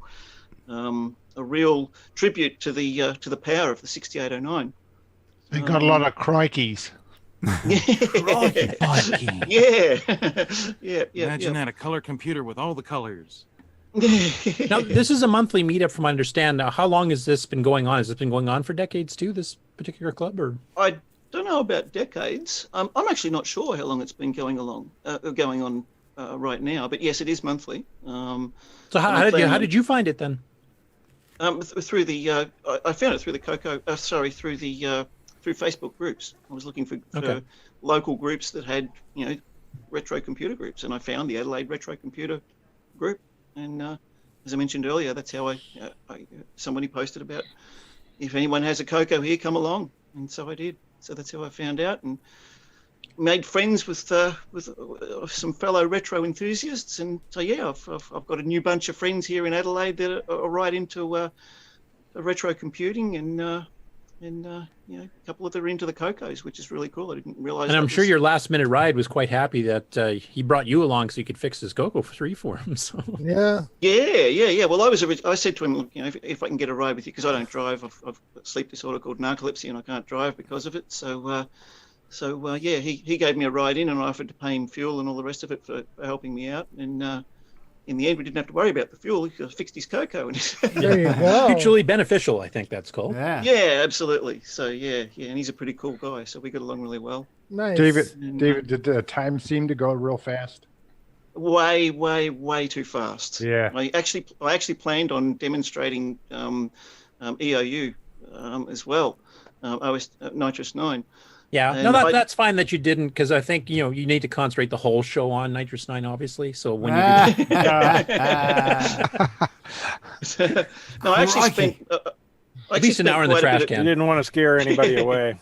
I spent quite a bit of time this week actually just going through various bits and pieces in EOU and just working out what would be good things to show off. You know, all the multitasking and the ray tracing bouncy ball and all the rest of it. The trash can. Yeah, the trash can. Oh, that trash can. The trash. Put the trash can in the trash can. Yeah, exactly. End the world. So yeah, I actually planned on. That's one of the reasons why I didn't get as much time to play Rally SG as I'd planned on, because I was spending so much time in Nitrous 9 getting something prepared for this meet. Sorry and about I actually fully intended to do it, but no, that's fine. I don't hold any grudge against that whatsoever. There's so much to show on the CoCo, especially if people haven't seen it before and don't really know what it's capable of. That and you could spend 10 meetings in a row showing brand new stuff every time. So. Yeah. Well, next month, October, I'm planning on having my CoCo D, which I'm sort of tentatively naming it at the moment, finished by the next meet. And if that's the case, I'll take it along with me and I'll demonstrate OS 9 on that. Cool. So yeah, but it was, I had a ball. It was a fantastic time. Really good group of people, and a lot of fun was had. So. Yeah, good stuff. Good to hear. I hope we have CoCo Fest and Real VCF next year. Yeah, hopefully. Yep. Yeah, well, I've never been to a CoCo Fest, obviously, so I figured that was it's the closest thing I'm going to get to it. So yeah. Yep. Yeah. Anyway, Nick Randings and I have to shift off our mortal coils here of CoCoTALK. We have to go make a CoCo presentation, speaking of, at the International Computer Club from the Amigos side of things. So I think we'll head her on out. You guys can finish up the show. Do we have your permission to do that, Curtis? As long as you have a well-designed trash can, you can do anything you want. All right. Oh, we're in trouble then. All right, bye, Curtis. Thank you, Curtis. We'll see you guys Nick. later. I'll see next you week, later. I'll post the links for the actual ICC video once they get it posted on YouTube too, so you guys can check that out. It's a mix of it's like the show David went to. It's a mix of retro computers of all kinds. So. Coming up, what we really think about Nitrous 9. Mm-hmm. Go for it. Awesome. See you guys It's later. wonderful. It's See the ya. best. Have a good See you time, later. guys. Bye. All right. So, What's Jason doing over there? I see smoke coming up, and Oh, smoke coming out. Just some soldering and some smoke from the soldering. Nothing all that exciting. Nothing. Yeah. Okay. All right. That smoke is completely normal. We sent some smoke from the West Coast over to Ohio. Yeah. Are there Solder that's smoke smoke. signals. are there any switches in the vicinity? Oh, I got. You know what? Switches. I've got a whole thing full of toggle switches. Nice. And that's just one drawer of them. That's just one. Awesome. That that smoke that comes off the soldering iron too. Everybody who's into electronics and has done their time in electronics knows that the smoke from the soldering iron, when you're soldering your components together, the smoke actually goes into the components and it's supposed to stay in them. Sometimes it fails, it gets That's out. how you get it back in, keep huh? me high. Yeah. When that magic smoke comes out, it's done. Done. Yep. All right, so guys, I need to. The last thing we have to do is project updates and acquisitions, and I did have something I wanted to show today that's fairly significant. That could have taken more time, but I'm kind of in a time crunch right now because I mentioned this during one of the breaks. But our air conditioner has stopped, and it's been stopped now for a couple of hours, and I don't mind it as much as I've got a house full of women who do mind it. So, can we shorten our updates and acquisitions this week and save it for next week? Who had something they wanted to show and tell? Terry Steggy and Brian, you usually have something. Jason has something. Are you guys, is your presentation relatively quick? Mine would be very brief. Go ahead, Jason. Oh, it's my turn already. That was easy. Well, you said you're brief, so. Oh, very brief, very brief. In the category things I forgot I had bought on eBay, we have this book here, the TRS-80 color computer programs, something we had back in the day, a lot of type-in programs, and even has some color photos in it. It was cool, something we had back in the early days of us having a color computer. And then here's the best thing. I actually got something color computer related that I did not purchase. Well, how could that happen? I know, right? Through the magic of eBay,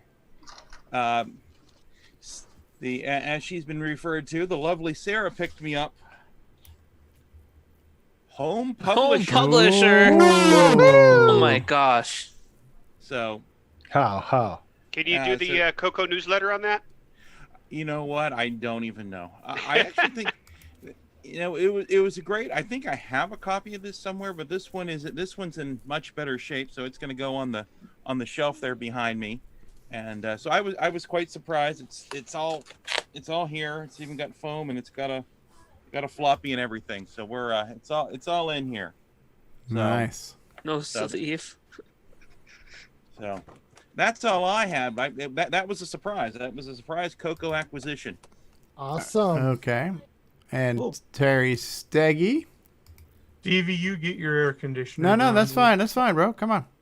Well, I did get. Ooh, robot battle. Oh, wow! Ooh. I've never seen that. And the plastic's clean. Yeah, it's pretty. Not even yellow. That's a huge package for the cartridge. That's what she said. I thought that was cool, and then robot battle. That's not TDP, is it? It's not. It's kind of though. I had never seen. The overlays, the keyboard overlays, the templates. But yeah. Wow. If you look at the logo, it's level 4. What did with they the replace badges? the badge with? Where Yeah. your finger is. Can't really see that very well. Let's see if I can get it over here. What does that say? Level 4. It's actually, Okay. I found it's a company that they modified these for this programming, Master Control by Soft Sector. I don't know if you can see that. Yeah. Yeah. Yep. So I'm going to tear it apart. I want to see what's on the inside, but I was pretty excited to get that thing. It's I did find a couple ads out on the arc. Let's see the back. Oh, sorry. What's the serial number? Just kidding. It still says Radio Shack on the bottom, so it's a TRS-80 color computer. It's got a big orange sticker on it there. Yeah. Level 4. Level 4 Products. Property Inc. Yeah. Which voids the original warranty sticker and adds a new warranty sticker. Yeah. Which is gonna get voided. I'm kind of excited to see what the heck's on the inside of that, and then Does it power up? lastly, I'll just show. Yeah, does it power up? I haven't even tried it yet. Okay. I did see. There, look at that. The dragon stuff. Nice. Look at all that. You're giving Brian Weasler a run for his money right now. Come on.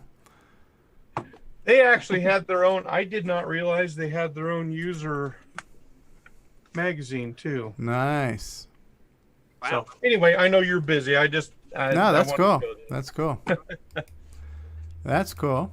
Where did you go? There's Terry. Let me unspotlight you. Brian Weasler, you had something you wanted to show?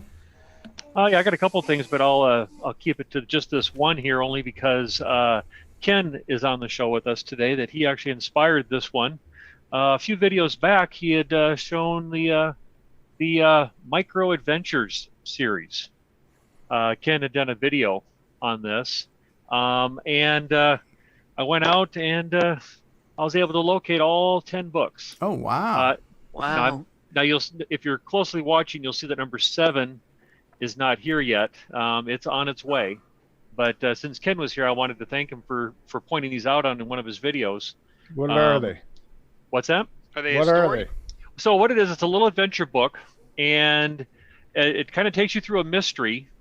And when you come to a spot in the book there where the mystery is, it has a small little program that you have to enter in, and then once you run the program, it'll give you a clue as to the next step in the mystery. And so it's kind of a mystery book / basic programming book, and it's written for different computers, everything from the Commodores to the TIs to the Ataris, and if depending on what model of computer that you have, it'll in the back of the book. If it says, okay, if you have a color computer, you need to modify this one line because not all basic programs are necessarily universal. And so it kind of steps you through that. And so there's a whole series. There's at least 10 books that I located. That's neat. Yeah, it's just 10 books. On 10 books, okay. And then I did accidentally order one that I wasn't noticing, Ken. I don't know if you realized, but they actually had a hardcover version of the book as well. So these are all the paperbacks. I I did accidentally order this, and I wasn't paying attention, and there was a hard book cover of it. So I don't know. Maybe I might go out and seek those. But so I did get one hardcover there. So I do have some other things, but I'll save them for next week. Are you going to Okay. keep it down to a half a dozen? Half a dozen. All right. Anybody else? Mikey, did you have something you wanted to show? Oh no, not this time. Anybody else had a show and tell? Anyone? Already done mine. All right. Now, hold on a second. Roll that outro. Well, I got mine to do. So I'm gonna jump on my phone here for a second. So hold on a second. That might break the screen if you jump on it, Dave. Right. You have to have a good screen protector.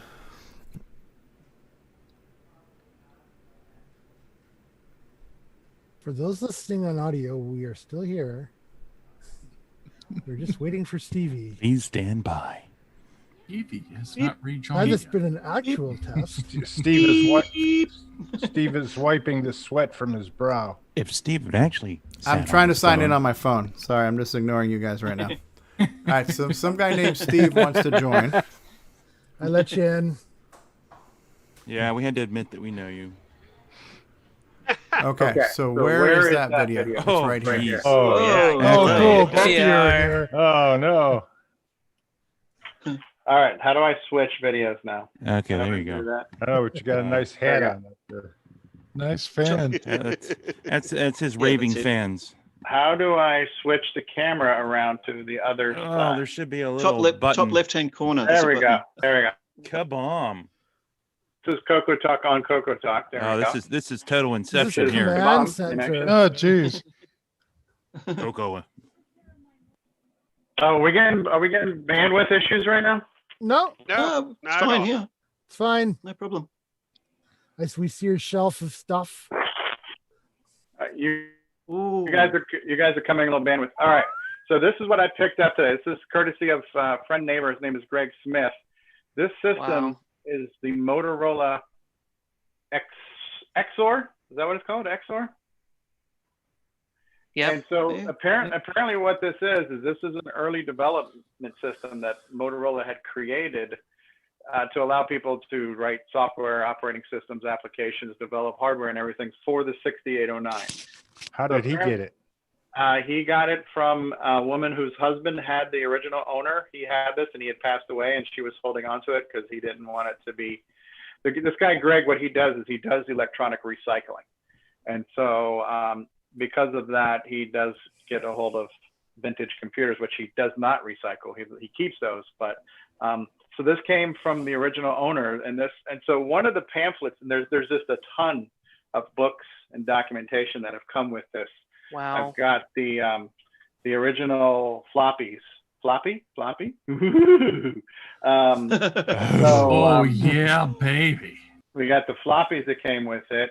I've got some of the floppies are still sealed in their bags, like from the this is like Motorola factory sealed software, so new stock, not opened. So there's a bunch of stuff in here. A lot of manuals on Motorola microprocessor data manuals, single chip microcomputer, CMOS. There's just binders and binders of information. There's a reference book here, preliminary that 6801 reference manual. That's exceedingly rare. Okay. The what? 6801 is 6801. so that 6801 reference manual that has 6801 and 6803. So like if you want to do assembly language programming on the MC10, that 6801 reference manual, that's your guide right there, and that guy is very rare. That one right there, 6801 reference manual. I thought MC10 was 6803. It does, but they're the same. Oh, okay. They just have different peripherals Internal inside ROM the chip. versus Oh, nuns. okay. Sorry, guys. Thank you. That's So you wow. don't I am know if it totally works, drooling, do you? Stevie. This is worth its So own shelf. It really is. Yeah, it really is. So there's just so much documentation. This is all macro assembler reference for 6800, 6801, 6805, 6809. There's just so much in here, right? I've got all these binders full of stuff.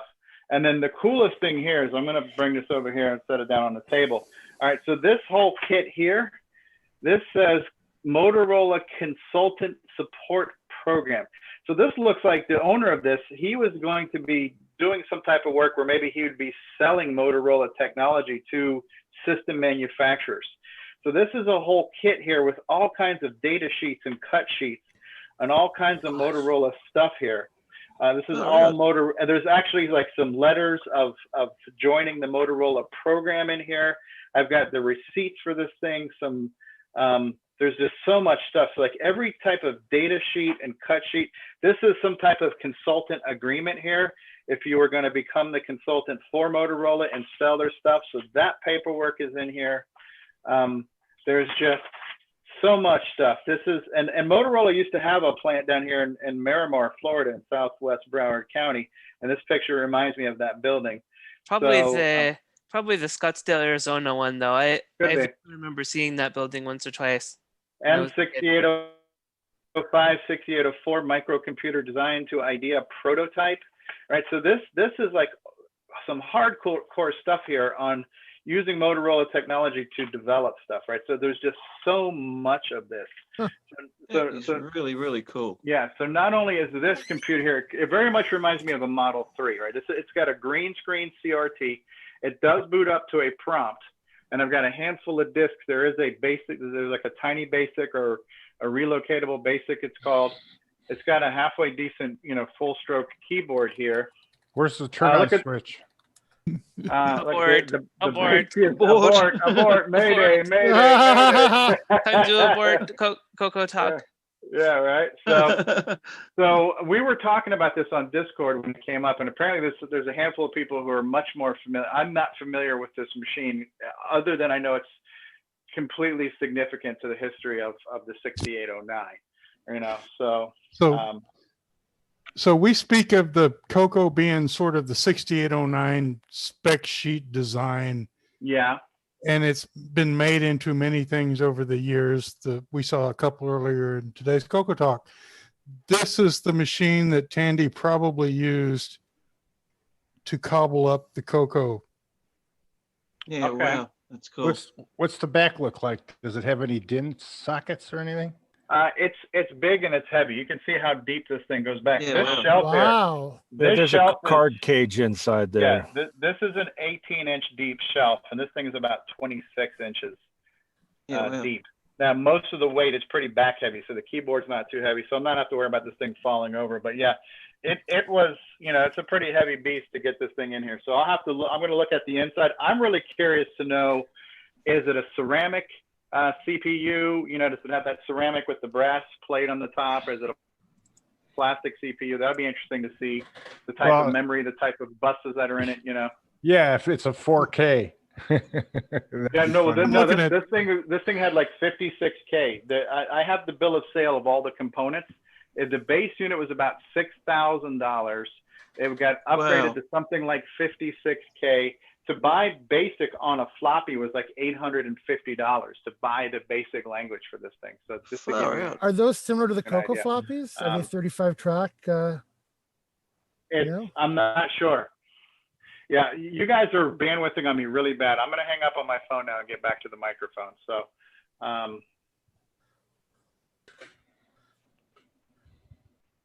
What a nice find. Oh, That's awesome. That's so cool. Stevie, that's totally awesome. I'm so jealous. So are you gonna make That's Are amazing. you gonna make pictures of it? All the way around. Yeah. videos I did take some. There are some pictures in Discord. I did create a channel under hardware because I did some research and I determined there were not enough channels in Discord right now. So I went ahead and made another channel for this. But I figured instead of lumping this into general hardware, I would just put all those pictures by themselves. So if there's a thread that goes on, it can stick with this. So I still can't get my channel, but you got a channel for this thing. Oh yeah, absolutely. I see how it goes. Yeah. Mhm. So does it have a serial number? I'm sure it does. Number one. I'm sure it does. Number So yeah, one. so I'll get some more pictures of the backs and the sides and the bottoms and stuff like that. I literally picked it up this morning and I'd have about an hour to kill from the time I got it all put on a shelf and took a shower before the show started. So I haven't had a lot of time to digest it. Now just so you know, I'm probably not going to keep this because it's just huge. So I am going to be looking for the right home for this. And honestly, I think this needs to be like in a museum rather than just going to a private collector / hoarder, you schmucks. But I think it needs to be in a museum. I don't know. We'll figure it out. We'll find the home for it. Too. The arc somewhere, right? Because I mean, all of the discs and printed materials, they should all get like scanned and archived and stuff, because otherwise, it might go into storage someplace and get lost. Should take the opportunity for preservation as well. That's a good idea. Greg is still here. Thanks. I didn't think Greg was sorry to keep you holding this long, Greg. So he says he thinks the serial number was under 2,000, but he could be wrong. So that's the guy who I got it from. So no, it's a neat system. It's a huge part of the history of the Motorola family of CPUs, and this was kind of like a prototyping machine developed by Motorola for people to make Motorola based technologies. So really interesting to see whether Fairlight guys actually used one of those to develop the Fairlight. That would be one of the things that a consultant would buy that, and they would sign that consulting agreement. And then if somebody went to Motorola and they had a design and they needed it programmed, they would refer them to the person that had this machine. Okay. Interesting. So yeah, it is definitely a neat slice of history. I did let me take you guys out of here for real sec. Can you see my desktop? Not yet. No. It says CoCoTALK. Can you see the CoCoTALK desktop? Nope. Nope, just a forehead. Oh, hold on. Am I not screen sharing? Hold on 1 second. No. Okay, let me turn on screen sharing again real quick here. Share screen. There's a monitor and mic on the YouTube. Yeah, hold on. Okay, you guys seeing this? You guys seeing it now? Yeah, no. Yep. Okay. All right. So now let me. I can't minimize it. Maybe I can do that. Let me move that over here. All right, can you see my desktop now, where it says Geek Talk? I can. It's behind in the background. Yeah. It was up behind something. All right, you see it now? Yep. So so I took a handful of pictures of it, right? So if they'll come up. Nice white screen. Yeah, isn't it? Of course, when you're trying to do everything live. What the hell, dude? All right, here we go. So this was me loading it in the trunk, right? So you can see how deep this system is, right? So, I did try to take a few pictures of a few things here. So this was that consultant kit, and these are all on Discord, right? So this is the M6805, 6804 of microcomputers from design idea to prototype. You see that CPU there? You see how these are kind of the ceramic ones? Right, so this is what I'm wondering, and this one even has the little EEPROM window on there where you could reprogram them or something, right? So, or I'm not sure what that's for. You're going to have the absolute bulletproof version emulator of hardware. Okay. In that thing. So these are just some of the things. This is that stack of books, right? So this is it on the shelf that you guys just saw, kind of a little bit of a close up of it. Some of the books, just a ton of stuff. These are some of these floppies here. M6809 software. Editor, assembler. I'm not even sure what these. I think one of the ones was a basic program, Basic M, relocatable Basic M 4.0. And you start with a machine monitor, so you can run this thing just off of the A register. Away we go. Wow, right? So amazing. Right, and these were some of those sealed in floppies. Software registration, part number, serial numbers, the date. This is from 85, right? So I thought this is newer than I thought it would be. But these were some of the other floppies that came with it that I have. XOR disk system. So this must have been like a disk, an external disk housing. This one's got internal drives, kind of like the TRS-80 Model 3. Macro assembler reference manuals, tiny basic user manuals. There's so much stuff in here. Link loader reference manual, XOR CRT editor, 6801, 6805, 6809, macro assemblers, just all kinds of cool stuff in here, right? preliminary programming manual for the MC6809 CPU. Wow. You know, just Get that guy scanned, man. Yeah. Preliminary. We aren't done yet. No, oh yeah. So you've seen 10% of what's in that documentation from this thing. There's just tons of stuff. So those floppies might be something to rip with the grease weasel. Yeah, maybe. So yeah. So we just need to find the right way to make sure this thing gets preserved. You know, I was fortunate enough to be able to just take possession of it. I don't think I'm going to keep it, but we'll figure it out, right? So Tim Linder is saying some of those prelim manuals are already scanned. So Tim's out there. All right, so cool. But yeah, so that was my pickup today. That thing all kind of came together in just the past few days this week. Matter of fact, somebody else on Facebook who knows I'm in Florida says, "Hey man, you got to check this thing out." And I saw it, and when I was messaging the guy, because I was just messaging from my phone from a picture that somebody sent me, I didn't even realize this was somebody who I knew. So I actually knew Greg, but when I'm messaging him, I didn't exactly know who I was messaging, and he's like, "Oh yeah, I know who you are," and says, "Oh yeah, I know who you are." So it was just kind of weird how it all just kind of worked out, you know. So, and then real quick too, something else I can just show you, but I haven't gotten the power working for it just yet. But this is kind of a cool thing too. But this is courtesy of Malfunct, Scott Wendt. And he made this contraption, this prototype thing. But what you'll see on the back here, that's your 6-pin DIN. And you notice you've got and then over here I've got a USB input. But what this is this is to convert an Xbox USB controller to run on a CoCo. And so what I just realized this morning when I tried to fire this thing up is I'm not sure if I have a USB A to B connection. And I don't know if I have the right power for this, so I don't want to screw it up. But this is where I would plug in the USB port for my Xbox controller. And then on the back, you've got your 6-pin DIN to 6-pin DIN you plug into your CoCo. And so it's a way to plug a modern controller into your vintage system. And I'm looking forward to playing with that because I like the Xbox style controller. It's a nice hybrid, self-centering, analog-ish stick. A little bit more ergonomic than the old ones are. So looking forward to playing with that. And thanks, Scott, for making that and sending that to me.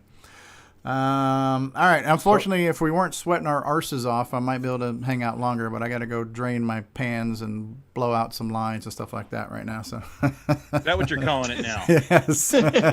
Listen, it's a fancy name for a bloody break. Yeah, there you go. So blow out your pan. Yes. Yeah. Drain some pans, blow some lines. You know how it is. It's Saturday. Got to make some extra money. So. In the life of a CoCo. Yes. Yeah, you don't want to be without AC in Florida, I can tell you what. So, yeah, right. Very special guest, Ken Waters, aka Canadian Retro Things. Thank you for being here today. Thank you, Curtis Boyle, for the gaming news and for the normal news, and thank you, Nick Marotta, for your GameON Game of the Week segment and challenge, and thank you, David O'Connor, for bringing us that view of the Adalaide Meetup, and thank you, Ron Delvaux, for always being here, for your spiritual support and your guidance. He's he's also my financial advisor. So, how's the market doing, Ron? Good? No, checks in the mail. I don't know. The weather's all red here. Oh, they'll West have Coast. crappy air quality. I'm really sorry, Mikey. I'm sorry to hear that, but I'm glad you are safe. So, Jason the CoCo Man Reichard, David Ladd, Mark Bosley, Brian Weasler, Alan Murphy, James Diffendaffer, Terry Steggy, David Ladd. You're going to say our parting thoughts, Dave. Anything you want to say to the folks at home about the show we had today and what they can do with the rest of their day today? David?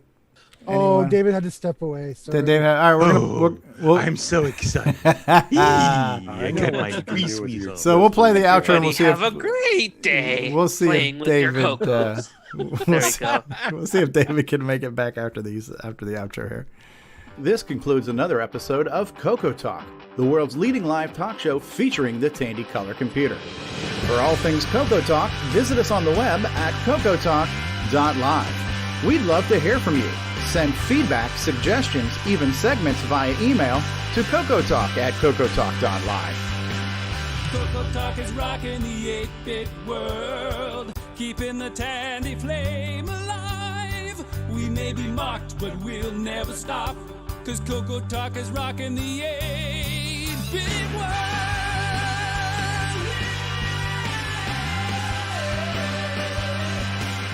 Consider supporting the show with a purchase of merchandise from our retro swag shop at 8bit256.com. If you'd like to become a patron of the show, click the Patreon link at our website at CoCoTalk.live. CoCoTALK is rocking the 8-bit world, keeping the tandy flame alive. We may be mocked, but we'll never stop, 'cause CoCoTALK is rocking the 8-bit world.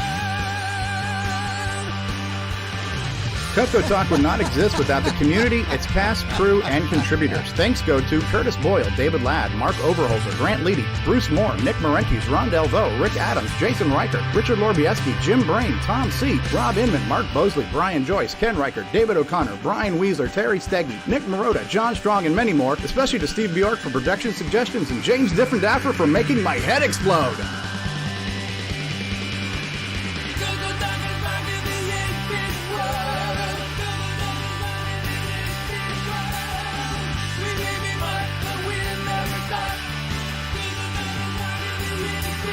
Please help support the CoCo community by visiting some of its various contributors. A list of resources is available at imacoconut.com. That's IMACOCONUT.com. The CoCoTALK theme song is copyright 2008 by D. Bruce Moore and Greg Sheeler. Mixed, mastered, and produced by D. Bruce Moore.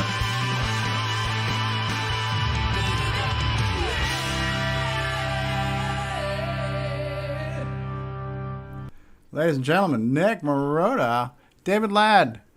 All right, so since David Ladd is not here, in honor of David Ladd, in memory, in loving memory of David Ladd, let's all do our best David Ladd goodbyes. Jason, you're probably the king of fake David Ladd right now.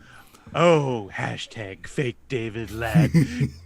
Thanks for being here, everyone. Enjoy, and I'm going to go off and run my grease weasel. Yee. Anybody else want to take a shot at that, or is that it? Not after that. No way.